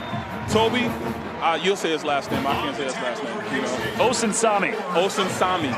Great play by him, squaring up, getting in front of his pads, and making the play for a great special teams tackle, pinning him inside the 15. Blake Shapen back out there for this Baylor offense to open up the third quarter. Pieced together a couple nice drives before halftime, but they have to get something going here. Down 22 to start the half. Hand off to Richardson, rather fake it to him and throw out to the middle with Josh Cameron. Let's check in with Tori, who just talked with Dave Aranda a little bit ago. Yeah, I did, guys, and he feels like his team is doing well when they can get them into a third and long scenario, but when they're in those third and shorts, he says he feels like K-State's offense just has a little bit too much momentum. He wants to get them into more third and longs. I asked him about those aggressive play calls. He said, we're trying to win any way we can. Yeah, Tori, they certainly are, as that pass is incomplete, looking for Monterey Baldwin. I liked those play calls a lot. The onside kick before halftime, the fake punt. They had a couple trick plays in there. When you're down big like this, you got to do stuff to get back in the game, Barrett. You got to throw caution into the air. You got to go out there and make some plays. Even right now, you know, trying to get out to your playmaker. Monterey Baldwin is one of those guys you can see makes big plays. He hasn't really done anything in this game, and I think they're going to look to him and press him to be an open field guy to make sure that they can open things up in this offense. Shapen rolling left, sets his feet, zips it to the sideline. That was in the direction of Baldwin again, but way over his head. Yeah, man, at this point I'm in their heads because right now you have to go to Baldwin. Baldwin is the guy. He's the playmaker. If there's anybody that needs to step up, Monterey Baldwin can do it, and I've seen him do it in the past. 7 targets for Baldwin today, but 0 catches, Barrett. He does have 2 drops. He's the one that said, don't wait for somebody else to step up and make a play. You make a play. So it's time for him to make a play. 3rd and 10. Shapen airs it out to the sideline. Wanted Cameron Bonner, but it's incomplete. Brings up 4th down. Jacob Parrish played this play just as good as any DB I've seen. You know, he watched the receiver, flipped his hips, turned around, tried to locate the ball, made a big play by not allowing his guy to make a play. It's tough for Shapen because he has to throw guys open, and they're not open because these DBs are playing so tight.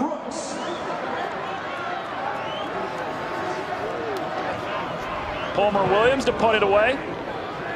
Phillip Brooks calls for the fair catch at the 23. That's where Kansas's opening drive, Kansas State. I will not mess that up. I don't want people to get on me for that. Kansas State. I said state, people. That's where their drive will start.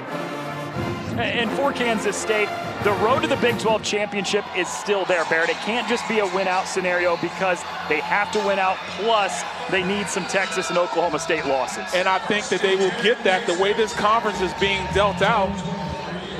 You never know. Any given Saturday, not Sunday, but any given Saturday, you know, the big dogs in the conference are falling. And Oklahoma State's down 24 right now to UCF, so could be close to on the way to Oklahoma State losing. This is DJ Giddens. He had a great first half, bounces to the outside, picks up the 1st down, and he angles out near the 42. There is a flag thrown at the end of the play, but for now it's a gain of 19. Yeah, it's kind of hard for those guys on the outside, those receivers, to maintain blocks like that. They're not used to blocking on the outside, blocking guys, and may have been a little holding call, a little tug out there. And it's hard to hide when you're out there in space like that. Holding, offense, number 8, 10-yard penalty enforcing the spot of the foul, 1st down. Yeah, Phillip Brooks, you know, he got all the great intentions in the world to go out there and make a play. But you know, if you're not, you know, well-versed out there and holding the way offensive line have held it, you know, it's really tough. But there he is right there. He wants to make the best of the play, but ends up grabbing the jersey a little bit. So because of that, they called the holding call. That is the first penalty on Kansas State today, and it didn't come until about a minute or so into the 3rd quarter. End around. This is Keegan Johnson, the wide receiver. He can't get the stiff arm on the defender, and he gets rushed out of bounds. Number 10, Keegan Johnson. So how much of a chance does Kansas State to win the Big 12 championship? Well, right now, 15%, second highest behind the 57% of Texas. Yeah, it's going to be tough for them to win it, because like we said, they're the captain of their fate right now because they lost the game against Texas last year. If they'd have beat them, they'd have been right up there with them. Tied for first, actually. Play action, fake the handoff to Giddens. Wide open, Jaden Jackson on the sideline. And gets pummeled out at the 35 by Devin Lemire. A gain of 40 on a wide open Jaden Jackson. This is called the running effect. Because they've run the ball so consistently, sometimes as a defense you lose where your players are, where your offenders are, and the defense caught them not looking from where the receiver was. That was a patient run by Giddens, who was sitting behind the offensive line for 4 yards. So watch this. On this play, watch out the quarterback. He turns around with the illusion of the run play. They blitz on the outside. Sitting there all by himself. No one there. And that just comes from running the ball consistently and not knowing where your offensive player is.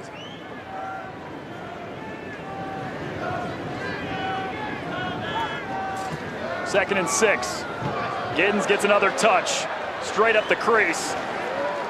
Picks up the first down and got a second shove all the way down to the 20 for 9 yards. Whole lot of 70 and 60s jerseys in there, pressing the pile, making sure their guy gets as many yards as he can.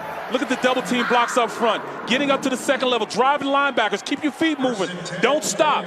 Go, if you lose your block, go get another block. That's what football's all about. That's what being an offensive lineman is all about. Getting the best of every single play. Dave Aranda said he was worried about Kansas State's offensive line pushing Baylor's defensive line back into the linebackers, and you saw that on that play. Absolutely.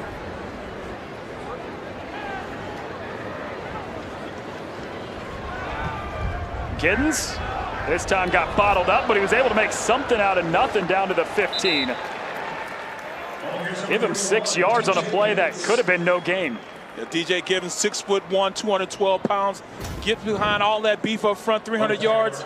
Getting your hands inside, just drive blocking. Keep your feet moving, keep your feet moving. And he keeps his feet moving, gets behind his pads, and just rides that offensive line as much as he can. Now they're in 2nd and 5. And we talked about Coach Aranda saying, if we can get them in 3rd and long, well, this is not 3rd and long because they keep on driving their feet and driving the pocket. Giddens went over 100 yards on that last run for the 3rd time this season. First time in over a month. Go back to him. Stretches to the edge and got ripped down behind the line of scrimmage for a loss of 2. Great penetration by Baylor's defense. Great penetration, On the play, they tried to bounce it a little bit. Sometimes you got to stay in there and run, but at that time, the defensive line was able to get penetration, stalemate the offensive line, which allowed the linebacker to scrape to the outside and make a play on Giddens.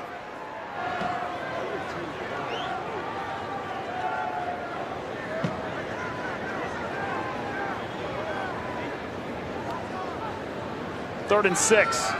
Swings it out to Giddens, the running back. Gives a stiff arm to a defender, and he's ripped down at the 15 for just a pickup of a yard. It's 4th down. On this play, they scored a touchdown the last time they ran this play on the opposite side of the field. But what they do, they want a little real route with the linebacker, knowing that linebacker is more worried about him being in the inside and running inside, that he loses track of the running back running on the outside. And once you get caught up in inside all that muck in there, you're able to go out there and get a one-on-one with the running back on the outside. And it's just a simple pitch and catch with Howard to Giddens. 33-yard attempt for Chris Tennant is straight through the middle. That snaps a stretch of 11 straight red zone trips with a touchdown, but the Cats still get 3. This, Barrett, last night we were at Tall Grass Tap House waiting for our table, and the K-State pep band walked in and started playing.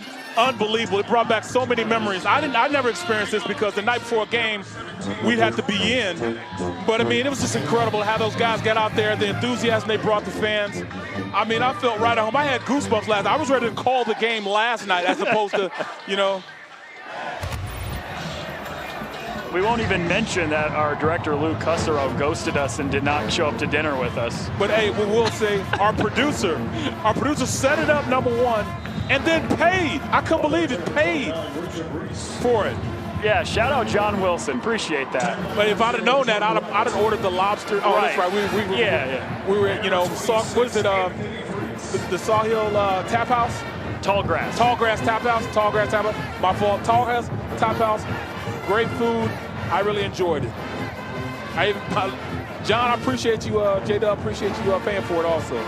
That made it taste even better. How about this, Barrett? Opening drive, 72 yards and a touchdown. Since then, in 7 drives for Chapin and company, just 53 total yards.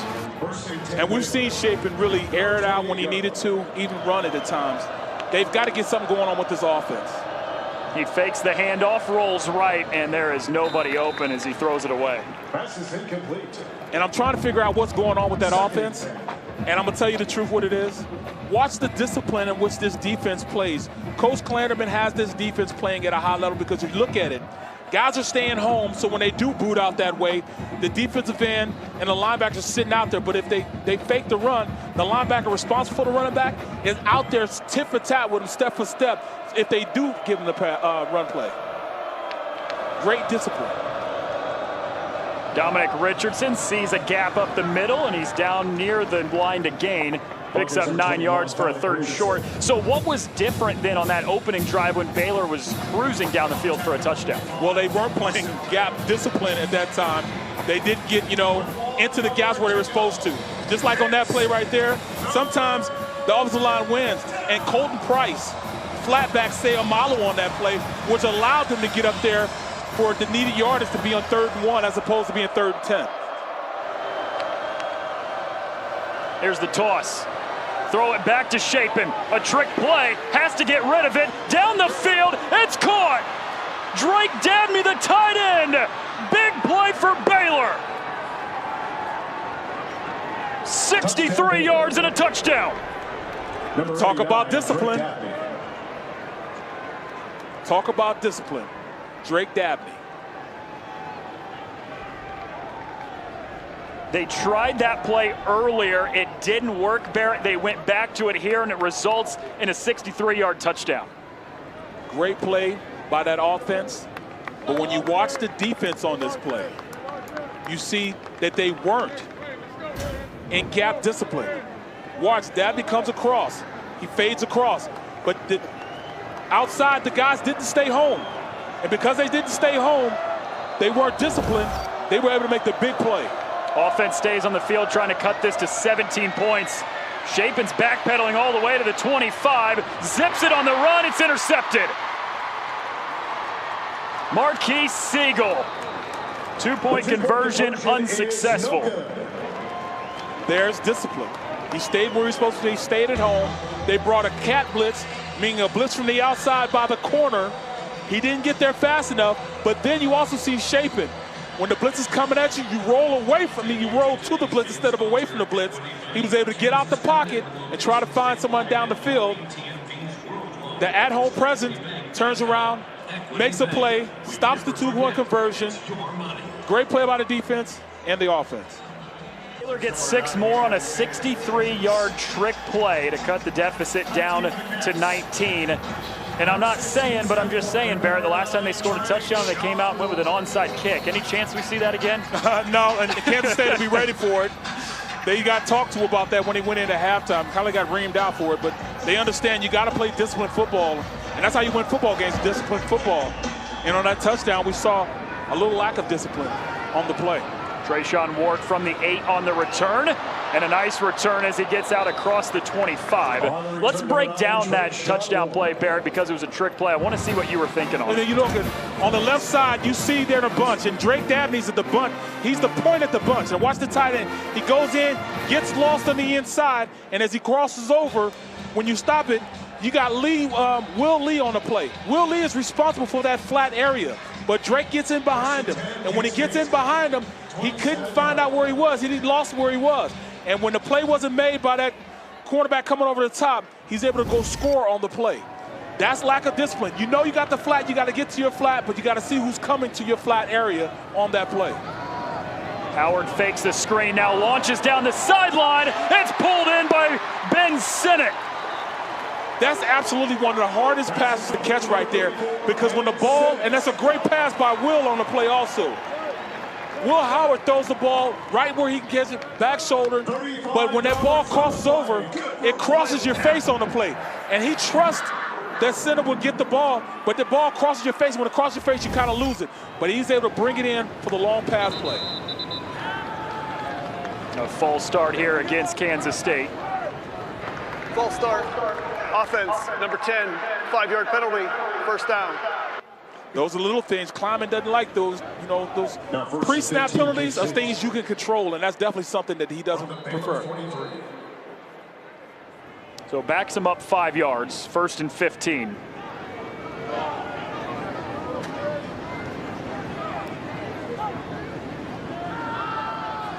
Howard shuffling to the left, throws, and incomplete, looking for Keegan Johnson, who just had the false start penalty.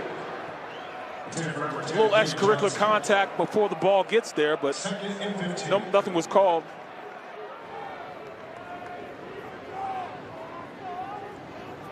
We're used to Kansas State coming out and establishing the run first on first down. Yeah. It opens up everything after that, because you have to be responsible as a defense for stopping the run first. One of the best running offenses in the nation, more than 200 yards a game, but it's been a lot of Will Howard in the pass game today. Howard now on the option, tosses it out. Trayshawn Ward drags a couple white jerseys with him to the 36. A little speed option right there. And you know what? Will Howard has shown a little bit more athleticism than people try to give him credit for. Yeah. He can run the ball with some of the best in the country. And I'm really surprised we haven't seen a little bit of Avery Johnson, the young quarterback, the young freshman quarterback. When we talked to Coach Klein, they were surprised that, the progress that he showed in camp earlier.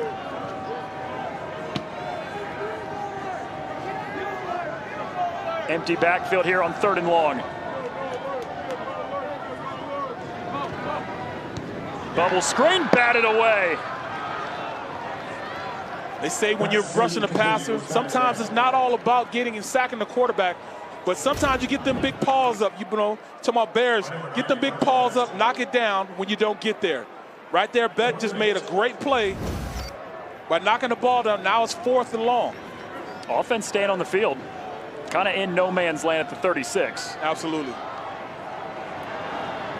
Need 8 yards to keep the drive going.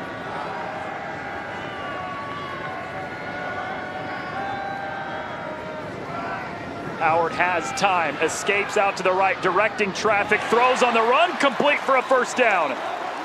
It's Phillip Brooks with his game-high 5th catch to get 11 yards and moving the chains. Talking about command, Will Howard rolls out of the pocket, getting a little pressure. They brought 6 on the play, and when they bring it out there, run a little stop route on the outside by Brooks, understands they got a plaster drill by the defense, but then he makes himself available. Will Howard, great play, great first down. New set of downs, the handoff to Trayshawn Ward. Right up the middle, he gets 9 yards. This is such a comfortable looking offense, right? They go at such a smooth pace, and even on a play like a 4th and 8, those are not supposed to be easy to get, but Kansas State does it so effortlessly. It's this power spread offense where they like to pull guys around, straight man-on-man blocks. You usually don't do that. You usually run zone plays, but they are very comfortable with the athleticism of their offensive line, and plus, Howard trusts his guys to make plays.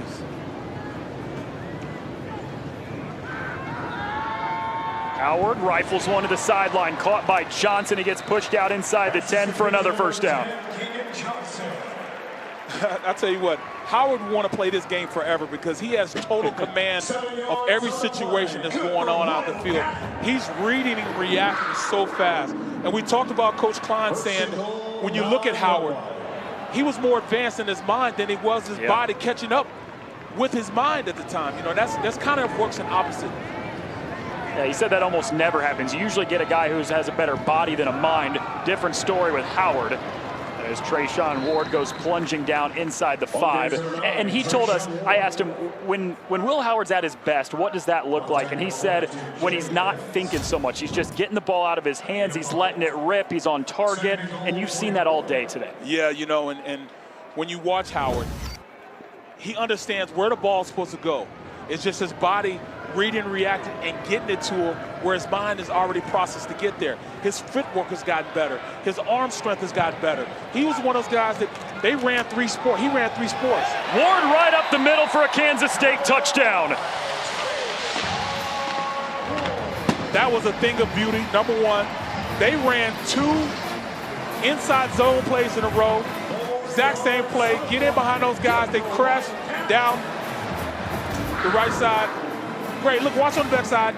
They double team, just totally collapse the back side. And it's just easy for Ward to just walk in. In fact, he could have skipped into the end zone on that play. But no, like we were saying, he's a sport athlete. Most younger guys these days don't do that. 9 plays, 73 yards, 3.5 off the clock. It's all Cats in Manhattan. Today and made things a little bit interesting. Barrett, Kansas State immediately responds with a touchdown drive of their own. Absolutely, that's culture. That just goes with them understanding that they must, counter the counter that they get from them.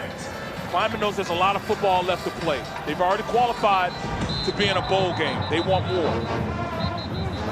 They have scored 40+ in every home game this year, and the 45 has matched their season high.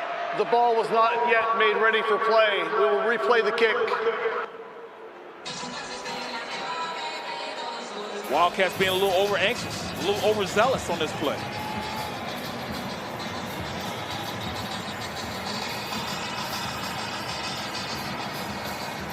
I tell you what, no, it's been a lot of football played on this field. Now, the field I started on was nowhere near like this with that old AstroTurf. There was a cat in the middle of the field.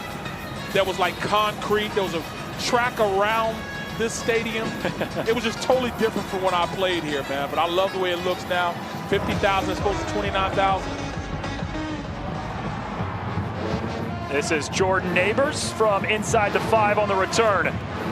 Hops away from 1, spins, and then gets driven to the ground at the 27. Well, when you're 3-6 like Baylor is, sometimes things go wrong early in games, and that happened today on a scoop and score early in the first quarter.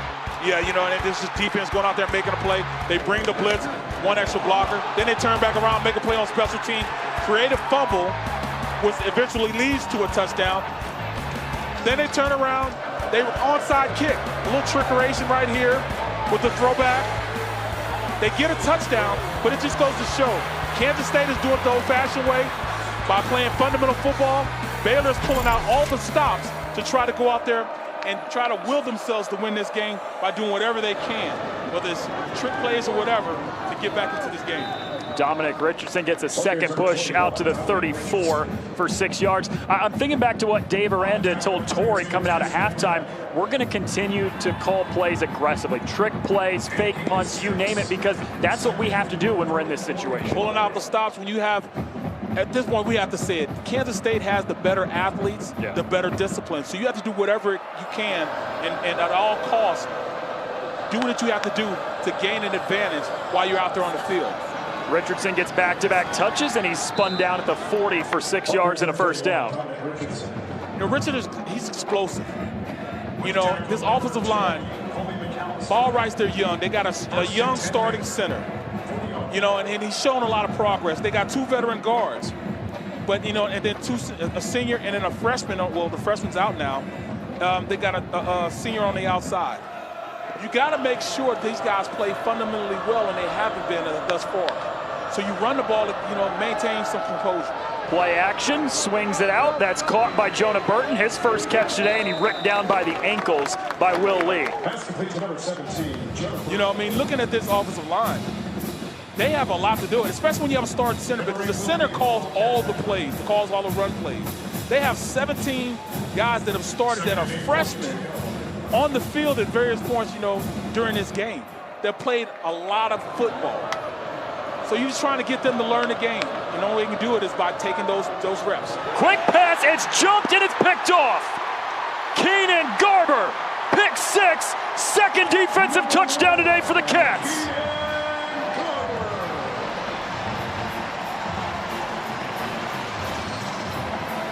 tell you what, he lured him into that play.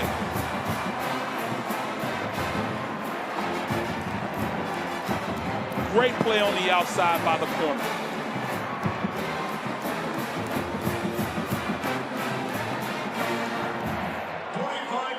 The former receiver makes a play on the outside. I can't believe Noah, he set him up on the play.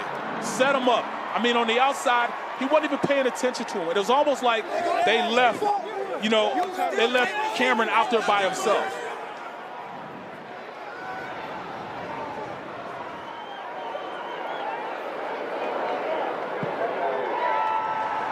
A scoop and score, a pick six.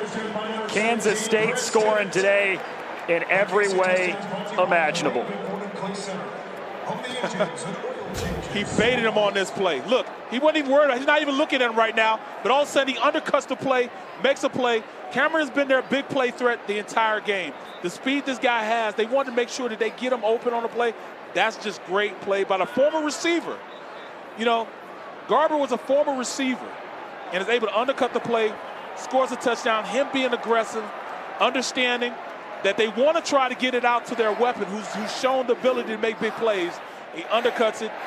He's running a route better than Cameron did on the play. I'm glad you brought that up because he was a wide receiver for 4 years in this program. The Wednesday of the Big 12 championship game last year, they moved him to cornerback. And Coach was telling us when we were talking about it with him, like, seriously, on Tuesday of the Big 12 title game last year, he was a scout team wide receiver. We moved him to cornerback, and now he's a starting cornerback for us. Speed kills, and that's exactly why they got him out there. I mean, he had to work on being more aggressive because when you're a corner, you got to play more aggressive. Well, he just showed an aggressive nature right then, beating the pass to the wide receiver, undercutting it for the touchdown. They said they want to score 50. They're at 52 right now. The return by Neighbors. Squeezes past one, and he's tripped up across the 20. Yeah, first time Kansas State has hung 50-plus in a game since 2020 when they scored 55 against Kansas. Coach Klein understands there's a lot of football left to play in this season. So because of that, they have to put out tape that they're going to stay aggressive to the teams they have to play coming up here next week. You know, he was kind of worried about this team, not looking at Baylor because of Baylor's 3-6 at the time, but more so they're looking towards Kansas next week, and wherever the opponent after Kansas is. But no, these guys have shown discipline, play the team that's in front of them, which is the Baylor Bears, and they're having a fantastic game right now. Fake the toss to Reese, shape and rolls out, connects with his tight end Jake Roberts, and he's plunging out of bounds for 12 yards and a first down. And here, you know, you watch the corner on this play. On the long touchdown, the tight end got lost in it. But watch how the cornerback stays disciplined, and he's out there to make the play. Even though he didn't make it, he got jumped over. But he was out there in the flats where he was supposed to be on the play. That's showing discipline. You just got to make the tackle. Shaping hands off this time to Reese. Drilled at the line of scrimmage. Mr. Duke. Caleb Duke, that's a great play by him. Beating the block and going up and making a play.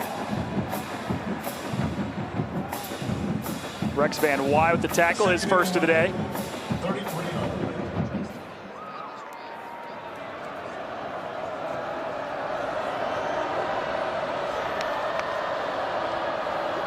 Second and 11. First time we've seen Dawson Pendergrass in a while. He has 2 touchdowns.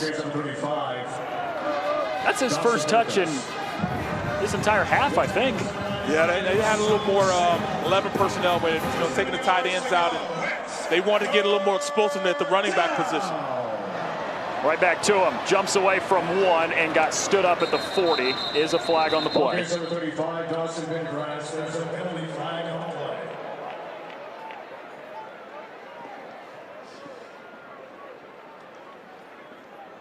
Baylor trying to play with a little speed. Just get to the line and keep running. Keep that defense out there.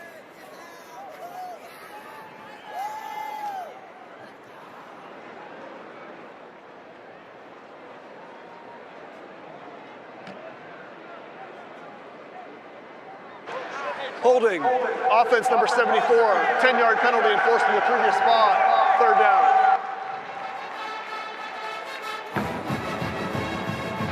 Goes against Caden Siraki. Another freshman playing on an offensive line. Rips across his face on the play. You know, he's trying to hold him to keep him going to make the play on Pendergrass. That's just being young and not being able to capture the inside of that defensive end that's slanting down the line. 3rd and 17. Chapin does have time, drops it off underneath, connects with his running back Richardson. Got back to the original line of scrimmage for 8 yards, but a 4th and long is coming up for the Bears. On the tackle, number 28, Rex Van Line. And number 44, correction, 45, Austin Romaine. They're putting in a lot of younger guys, getting them a little time to play on his defense. Javon Banks is out there. Offense stays on the field, 4th and 9 from their own 35. Chapin facing some heat, and there was no chance. Pass is incomplete. Turnover on downs on a 4th down incompletion. As Desmond Purnell had the pressure on Chapin. Brought the blitz.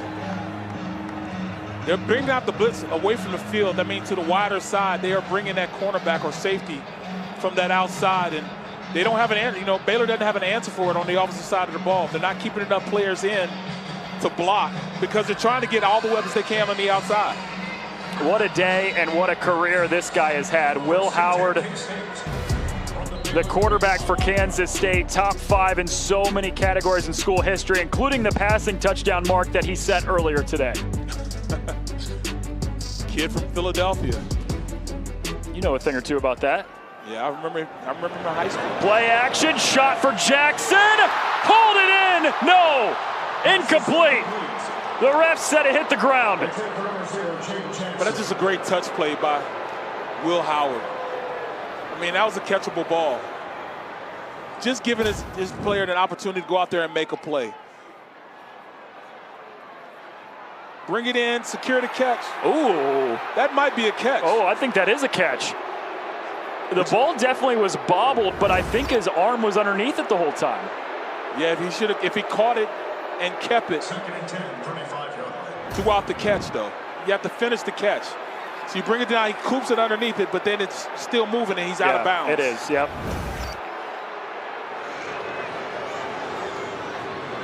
Second down. Giddens trying to reverse field, and he got stacked up after just a yard. Good play by the defense. But watch on the play, you got to finish the catch. He catches it, brings it in, but he actually cups it underneath his body, so it really doesn't hit the ground because he has 2 hands underneath it. But watch when he rolls over to finish the play, it was still bobbling when he hit the grass on the outside. He hit the white mark on the outside, out of bounds. 4's up in the air. We're heading to the 4th in Manhattan. Third quarter. 52-19. It has been all Kansas State. Still in the hunt for a Big 12 championship game berth, and Kansas State is playing like it today at home.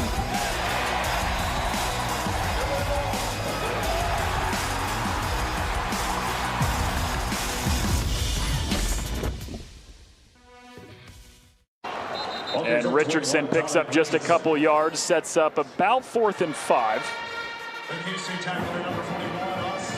Yeah, right now K-State is starting to put a lot of the reserve guys in on the defensive side of the ball. So they're getting a lot more guys, getting some reps. They're going to need them later on in the season. The war of attrition will start taking over as you go forward in the season. And I think these guys at this point are getting those needed reps to see and identify what it is to play on Saturday.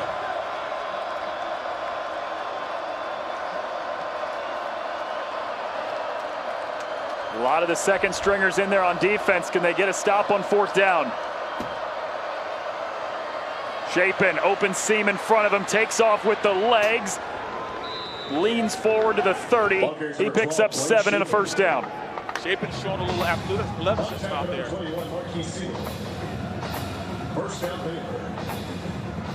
You know, he got 1 more year left if he decides to stay here at Baylor. And there, you know, he diagnosed things. Nobody's open. They ran man-to-man. When they run man-to-man, there's nobody really responsible for the quarterback. So he takes off because everybody's back to turn because they are in man-to-man coverage. Pendergrass bouncing outside, sheds one tackler, lowers the shoulder, and spins out shy of the 25. Let's check in with Tori. Guys, Barrett was talking earlier, singing Uso Seumalo's praises as a defensive lineman, but did you know he's actually a pretty decent kicker as well? Defensive coordinator Joe Klanderman was telling us that last week in practice, the kickers bet him that he couldn't kick off from the 35. Well, he did, and he kicked it out of the end zone. Yeah, Joe Klanderman, defensive coordinator, said if we had a punt, pass, and kick competition, I would go with Uso. Give it to the big fella, you know. Shaping sidearms it out of bounds, looking for his running back Richardson. He's more than a guy who can just plug a hole. He's actually, look at him as he jogs off the field. That doesn't look like a big guy that's stumpy. That looks like an athlete out there running on his tippy toes, being able to go out there and plug holes. I tell you what, he was my favorite player when we talked about defense. He played 8-man high school football where he was a quarterback and running back. Can you imagine a 340-pound senior in high school running at you as a running back? No, thank you. No, thank you. I definitely wouldn't want that. I don't want any of that static, you know, over 300 pounds running like that. Richardson gets a yard, 4th and 5 coming up for Baylor. They have consistency. I've had Baylor games the last this year 3 times. And they do this all the time, going out on 4th down and try to execute it. They're very comfortable with it. This is their 7th time going for it on 4th down today. 3 of 6 on the afternoon. Need 5 yards. Shaping on the slant, batted away. Turnover on downs. Will Lee got a hand in there, and the Kansas State offense takes over. Will Howard, 19 of 29, 235, 3 touchdowns through the air, 1 rushing touchdown as well. He was dominant all day, Barrett. I mean, he did no wrong. And like I said before, I love his pocket presence. I love his awareness of what defenses are trying to do to him. Him picking out where the ball needs to go, getting out there on time. Those are all things Will Howard did to lead this team to victory. That's why they got 52 points on the field, because he has done a great job of executing offense. 12 touchdowns, 1 pick in the last 4 games for Will Howard as his day is done, and the backup Avery Johnson takes over. We told you a few times already today, he's the new all-time career record holder with 45 touchdowns, but it was just announced over the PA at the last break and getting a lot of love from his teammates. As they should. You know, he's done a lot for this university, and it's not always been a starter. He's come in and being the backup and played just as well as when he was with his starter. So many opportunities for him to get up in the transfer portal and leave, but he stayed here with this team. Great guy, class act. This kid is going to be pretty good going to that next level. Avery Johnson skips in a pass, and not a bad guy to have as the backup in there, because this guy actually gets regular snaps throughout the course of the season. Not a true 2-quarterback system by any means. Will Howard's the guy, but they like to mix in Avery Johnson at times. He brings a little bit more oomph, a little bit more explosiveness at the quarterback position. They got to get him going as far as passing the ball in the offense regularly with this power spread offense, but he has the ability to bring some juice to the running game. Johnson flushed out to the right. The speed on full display as he turns the corner and throws it away. Almost intercepted. Well, he's young. He's young, and that's what you risk with having a young quarterback out there. You know, they could go out there and make mistakes like that almost turned out being a mistake for a pick, but throwing it out of bounds. Will Howard did that a lot this game. Lived to fight another day, just throwing it out and going ahead with the next play. I thought what the offensive coordinator, Colin Klein, told us yesterday was pretty cool, that when Avery Johnson goes in there, it actually takes some pressure off of Will Howard. A lot of times it goes the other way around, where a second-string quarterback coming in puts pressure on the starter. Not the case with Will Howard. Well, you know, what they did do, and they did stress that he is a leader. Cameron with a great return across midfield. Once again, showing a little bit of explosiveness at the punt return. All K-State today, 8:47 away from another win over Baylor.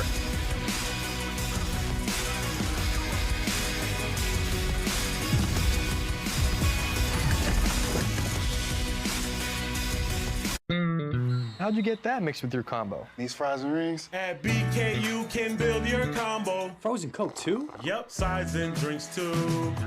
BK, have it your way. Yeah, bro. 8:47 to play in the game on a day dominated by 25th ranked Kansas State, up 52-19. Baylor offense does take over in plus territory after a really nice punt return by Josh Cameron. Shaping, he's been under pressure all day. It's Colby McAllister with the sack. You know, anytime you have so many guys around you that are so young as a quarterback, you know, they're blitzing from everywhere imaginable.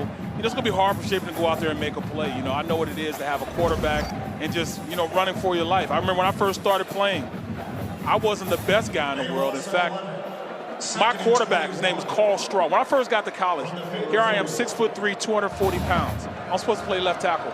My quarterback was 6'4", 265 pounds.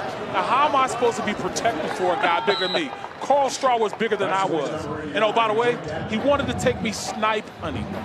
I didn't know what the heck a snipe was. I didn't know what a snipe was. I know now. But come on now. I mean, I'm out here, it's cold, and we're hunting snipes. Come on now. You really should have went after Coach Snyder there and tried to get it switched around. You should have been QB1. Right. Had him protecting you. Get Barrett Brooks under center. Absolutely. So, you know, then, you know, eventually I had Chad May end up being a really good quarterback. Kid from California. You know, we grew up through the ranks together. Ended up playing pretty good my last 2 years together. Shaping on 3rd and deep, rolling right, looking for somebody, fires across his body, and that's short for Jonah Burton. He is definitely fighting right now, and Shaping just doesn't have, at this point, they don't have what it takes right now to be competitive with this Kansas State team. Even with the second team in there, the offensive line can't protect him. So he's running around and not having anybody to help him and trying to deliver at least a competitive ball to one of the receivers. We've mentioned it a couple times, it's just a super young offensive line, and they're without Alvin Abasale, who had an unsportsmanlike conduct penalty, was ejected from the game in the first half, so they've been down even another guy. Yeah. You know, like I said, the center position is such a unique position when you talk about the offensive line, because number one, they have to call the defense out, tell where the mic is, and all the protections are predicated on where the mic is on the play. There was a flag near the line of scrimmage, actually 2 of them. And there was close to being a interference too on the returner. Illegal shift. Offense. That 5-yard penalty will be added at the end of the kick. First down. Final 7-11 on the other side. Kansas State's offense back out next. It's back out on the field with already a 52-19 lead over Baylor. 7-11 to play. True freshman quarterback Avery Johnson, the backup, is out there for the Cats. And this is what he does best. Use the legs, follows a block, and he gets ripped down across the 20 for 4 yards. Yeah, you look at it, man. They got, you know, both sides are starting to put their reserves in. Defensive line and offensive lines. Well, let's send it down to Tori. She's got more on the great career of Cooper Beebe. Yeah, guys, he's getting a little rest late in this game, but I think NFL fans are going to start to get to know this guy pretty soon. I got to talk to Jake Clifton earlier this week about what it's like being his roommate. He said it usually means a lot of late-night Jimmy John's delivery and a lot of Madden. Cooper Beebe is a big gamer, and his game of choice is Madden. Jake says, I don't know if he's getting a head start on learning NFL defenses, but he sure plays a lot of Madden. And apparently a Miley Cyrus fan, too. He was jamming down here just a few minutes ago. At the commercial, he was, look at that, Dancing King Cooper Beebe. Right, I mean, Party in the USA. Dancing, singing, you know, he's multi-talented.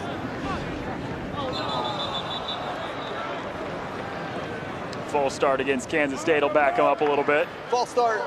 Offense, number 77, 5-yard penalty, 3rd down.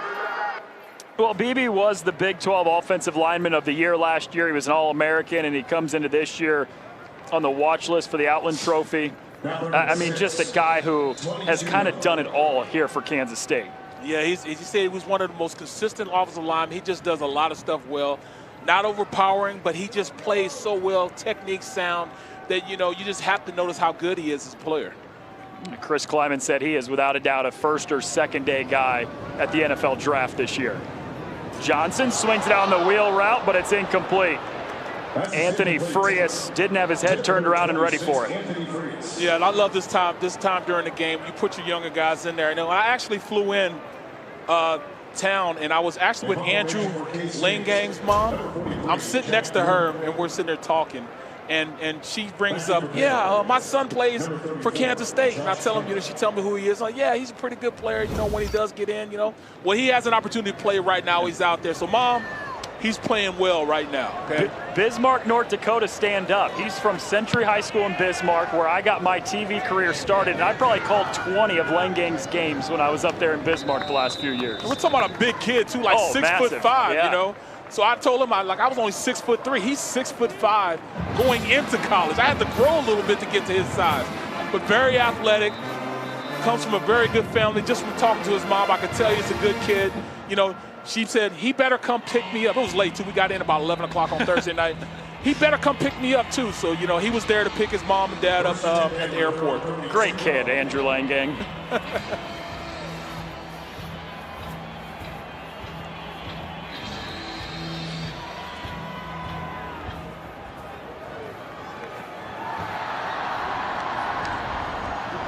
Chapin's still out there, the starter for Baylor, as he hands it to Richardson. And Colby McAllister with the stop. With the tackle number 20, Colby McAllister. I think we can pretty comfortably say Kansas State's on the way to a win today to move to 7-3, move to 5-2 in the Big 12, but still a little bit of work to do if they want to get to the Big 12 title game. They've got their biggest rival, Kansas, next week, Iowa State the week after to wrap up the season in the final 2 games. Two really good teams. They're going to really, really have to focus and buckle down, unlike what you saw right there. Bonner drops that pass, makes it 3rd and long. So Kansas State needs some help. They can't just win out. They have to win out. Got to get Texas and Oklahoma State to lose, which, by the way, Oklahoma State's down big right now to UCF, and then you got to get Oklahoma to lose as well. So they need some help, but the way the Big 12 has been this year, it's not like that's out of the question. Yeah, they've been going back and forth in this conference, and, guys are falling, every single week. Nobody really has the Cameron caught it and lost it. Kansas State jumped on it. It's the 3rd takeaway for the Wildcats today. Rolling on the field is the catch and a fumble recovered by the defense. First down, Kansas State. Things can go wrong. It's going to go wrong in a big way for this Baylor team.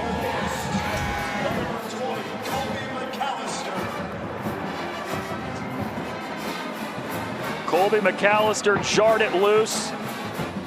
Javon Banks recovered it.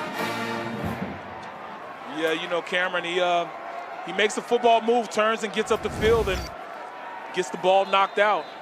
It's the first one today that Kansas State didn't score off of. A scoop and score, a pick 6, and now just a regular fumble. Just a regular fumble now. Kansas State takes over at the +38. A handoff for LaJames White. Sophomore gets his first touch today. So we're talking about the path to get to the Big 12 championship for Chris Kleiman and his team. Needing Oklahoma State to lose is one of those things. Well, as we head to the 4th quarter in Orlando, UCF is all over the Cowboys, 38-3. And this is a UCF team that lost to Baylor earlier in the season. Yeah. So like I say, anything can happen any given Saturday. You never know. Quick route over the middle, that is reeled in. Garrett Oakley with the catch, moves the chains. So it shows a lot of parity in this conference, especially in the middle of the pack. There's not much difference between the middle of the pack and the guys, say with the top of the pack, with the Oklahomas, the Texas teams at this point. We have seen some crazy games in the Big 12 this year. You mentioned that UCF-Baylor game. UCF was up 28. Baylor scored 29 unanswered in the second half to win that game by 1. And that was one of just many we've had in the league this year. That's why Coach Kleiman. Johnson completes it. This is Oakley searching for the end zone, and a Kansas State touchdown again.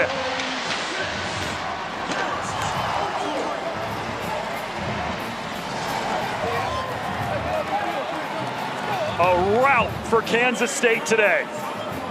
Another freshman, Noah, another freshman makes a big play in this game.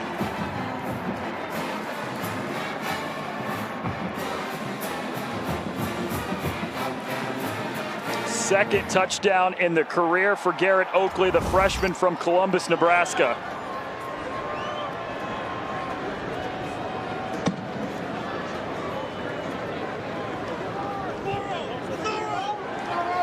A 40-point lead for Kansas State.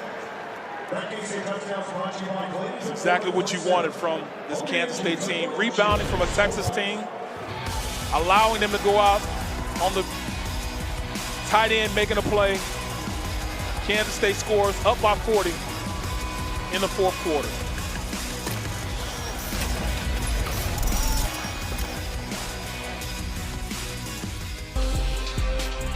Manhattan, Kansas on this Saturday afternoon, and a day dominated by the Wildcats.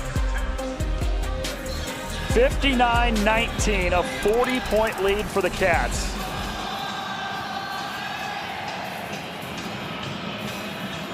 Final 3:30 here from Bill Snyder Family Stadium.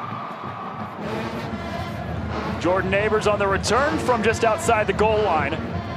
Hops away from one, swipes past another, reversing field, and tackled from behind at the 23.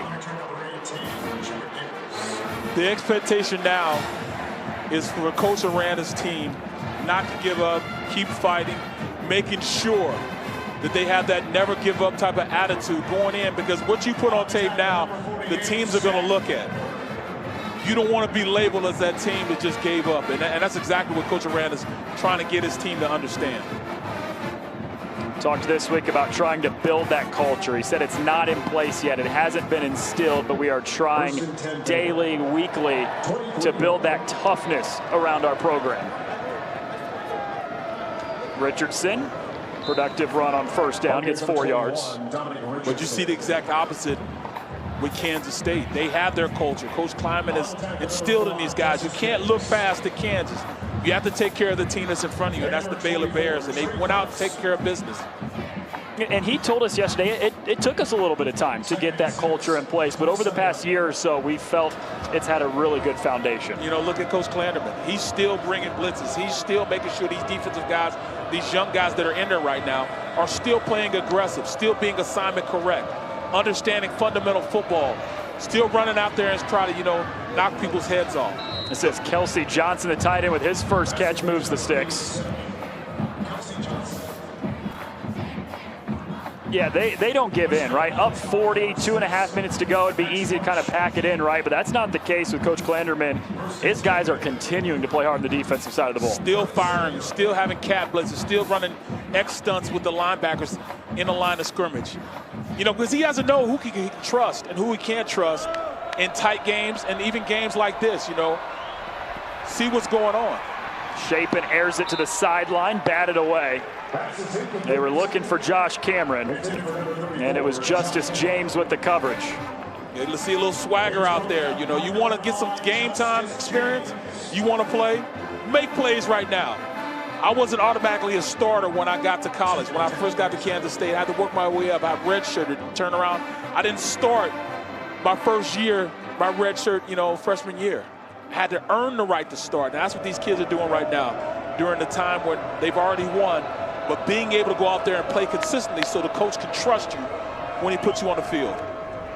Another drop for a Baylor wide receiver. This one's Josh Cameron. That's 2 in a row. There's just been a lot of plays today where Shapen has put it on his guys and they just haven't caught the ball. Absolutely.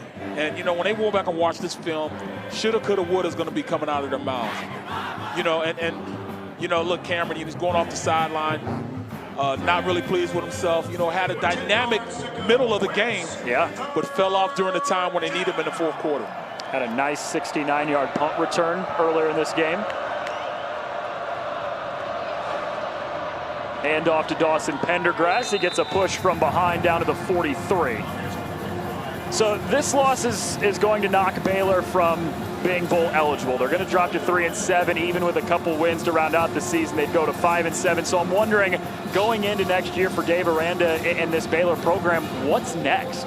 Well, I'm going to tell you the truth. This hurts them not only because, the losing record, but it also hurts them in recruiting. It hurts them in keeping guys from going into the portal.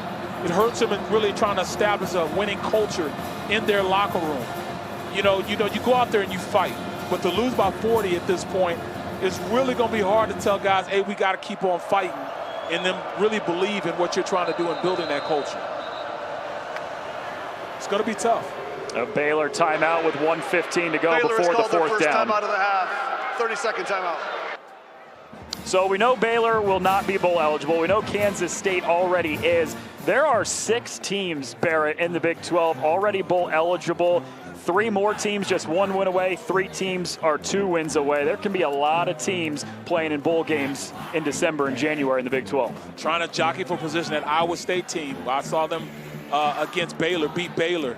BYU, one of the new guys into the conference, they have an ability to go in and be bowl eligible. Texas Tech, huge win. So, a lot of parity going on in this conference, but you look at the top teams, there's not much separating them. In fact, if you take the amount that these teams have lost by and the losses that they have, it's not really a lot. I would dare to say a lot of them are under 10 points with all these teams, just going to show how equal they are and how they're playing. 4th and 4. Shape and rolling left, completes it. That's Jake Roberts down the sideline. Moves the chains, keeps the drive alive. And we thought, in order for them to have some success against this Kansas State team, the tight ends, Drake Dabney, Kelsey Johnson, Jake Roberts, all had to be instrumental in how this offense was going to be run, whether it's run blocking or being receivers. And they just haven't been able to be that much of a focal point in this offense. Chapin uncorks it down the sideline. Incomplete, but a flag was thrown by one of the officials way behind the play. Yeah, I don't know what that flag is.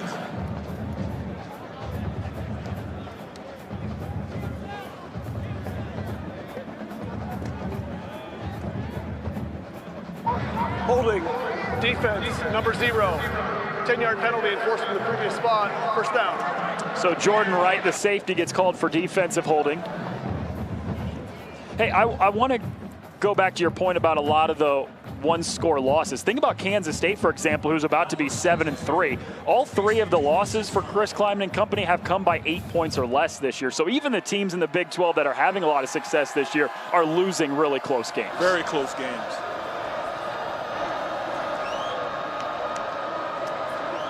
Chapin, quick toss. Connects with Cam Bonner.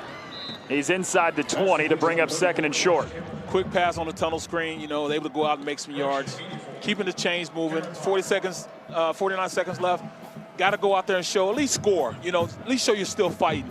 And anytime you're out here like this, you got to make sure you have something that you can hang your hat on. Chapin looking Bonner's way again. There's a flag. It'll be on Jordan Wright again.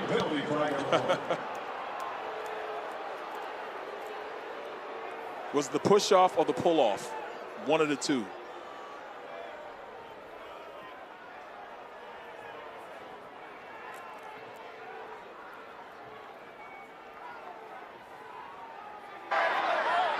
Pass interference, defense, number 0. The ball will be placed at the spot of the foul. Automatic first down. Having a rough series right now. And knowing Chris Kleiman the little bit we do, in a game he's up 40, he's still going to be a little frustrated with those penalties at the end of the game. He absolutely will. He absolutely will. He's going to go in and tell him, hey, what are you doing, man? Come on now, what are you doing? I need to be able to trust you in big-time situations. I can't when, it's got to mean something to you. So Baylor's got a chance for a touchdown. That's through the hands of Armani Winfield, and then it went through the hands of another guy in Josh Cameron. And tell you what, and right then, you must understand that things have to go right, but when they're going as wrong as they are right now for this Baylor team, when it rains, it pours. Yeah. How does he go back as, Coach Miranda? go back from and coach his guys through this. It's going to be tough next week. They got TCU. Chapin looking this sideline, incomplete. Wright had the coverage, and there is no penalty this time. For once. and he's still out there talking stuff. You know, still gesturing. And it could have been called there also. Look, it really could have. Pulling, tugging, and everything. I understand wanting to be aggressive, but I also understand, you know, you got to be able to trust that you can make a play.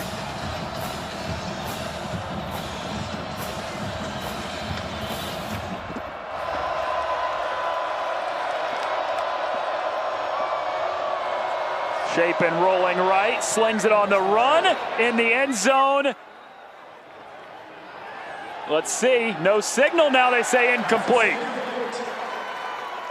When it rains, it pours indeed. Monterey Baldwin, the leading receiver on 9 targets, now has no catches. Ruling on the field is an incomplete pass, 4th down.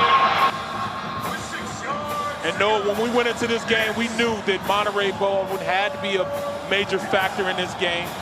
He's been a major factor in their wins, and most of the games he's been in the second half this season. What are the chances we would have a guy with 8 attempts with no catches? The ruling on the field of an incomplete pass is under further review. We're going to take a look at it. Why not? 20 seconds to go, 40-point game. We're going to see if it's a touchdown or not. And knowing us, it probably will be a touchdown. In fact, I thought he dragged that back foot. Yeah. And before he put the other foot down, and he secured the catch. So it might be a catch. So watch this play. Catches it, secures it, got foot in. No, he got 2 foot in. Oh, that's good on Sundays. Yeah, he's got 2 feet in, yes. And, you know, he had a no-hitter going, and the first catch he catches is a touchdown. Yeah, I got to think this should be reversed unless there's something we're just not seeing here. But right foot is still in bounds when he catches it. Left foot drags in. You can see the turf pellets flying up. Absolutely. Great pass and great throw. And then go along with the great catch.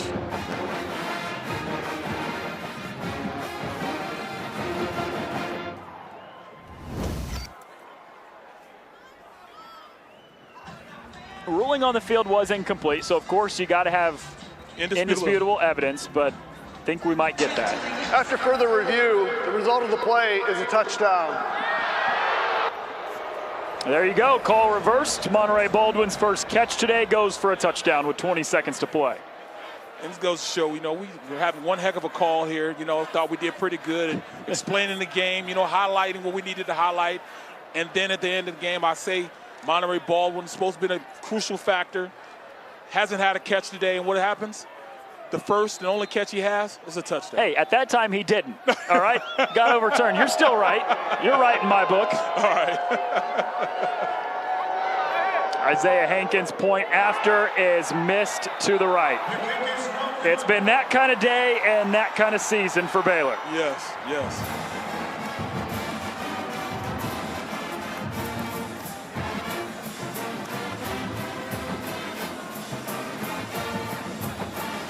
What do you do, man? What do you do? That Baylor locker room is going to be pretty quiet. I mean, I don't know how you adjust to it. We know that Coach Aranda is not one of those rah-rah guys that's going to, you know, cuss everybody out and, you know, be on everybody, you know. So how do you approach it from the way in which he, you know, his philosophy is to teach guys and, you know, and go forward and try to get some positiveness out of it? You know, you need to make sure fundamental football is being played, and there's not a lot of fundamentalness in the way in which they approach this game on the field. They started this game with a touchdown drive on offense where they cruised down the field, and you thought, hey, we might be in for a game today, and then kind of just fell apart from there. The execution was great on that first drive. They were hitting tight ends. You know, we said it was going to be a major tight end game for them. They were hitting the tight ends, big, long plays. Offensive line was blocking consistently. But then all of a sudden, things just started unraveling for the offense. You know, they were running the ball consistently also, something that they hadn't been able to do earlier on. Well, they did it in the first quarter. Then after that, it just went downhill. 2 defensive touchdowns for Kansas State today, a scoop and score in the first half, a pick 6 in the second half.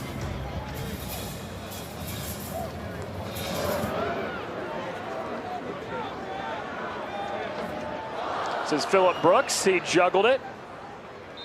Takes a knee inside the 5. It kind of felt like that scoop and score, even though at that time only made it 21-7, Barrett. That was the turning point where it felt like things just fell apart for Baylor and everything was going to go Kansas State's way. Yeah, it just felt like, they took the wind out of their sails, things like, all right, here we go again. The demeanor on the sideline certainly changed, just from a visual standpoint of me looking from the press box, looking down at that team. I made you aware earlier, before the teams even took the field, I saw how the defense and the offense were on the sideline and they were hyped and they were running around. You saw emotion, you saw energy. But then after that scoop and score, things just started just going downhill for this Baylor team. Jake Rubley, the third-string quarterback, is in there for Kansas State. Hands it off. This is White. And with not much breathing room, he gives Kansas State a lot on the final play of the game. 7th straight home win for Kansas State, putting up 59 points, the most since 2016 for the Wildcats. And man, Barrett, is Chris Kleiman's team looking good down the stretch. Definitely looking impressive. Although they don't have any control over anybody else losing, they're definitely going to do their part and try to win every single game from this point on. A 59-25 win for Baylor. The defense for Kansas State rather. The defense forces 4 Baylor turnovers, turn them into 2 defensive touchdowns.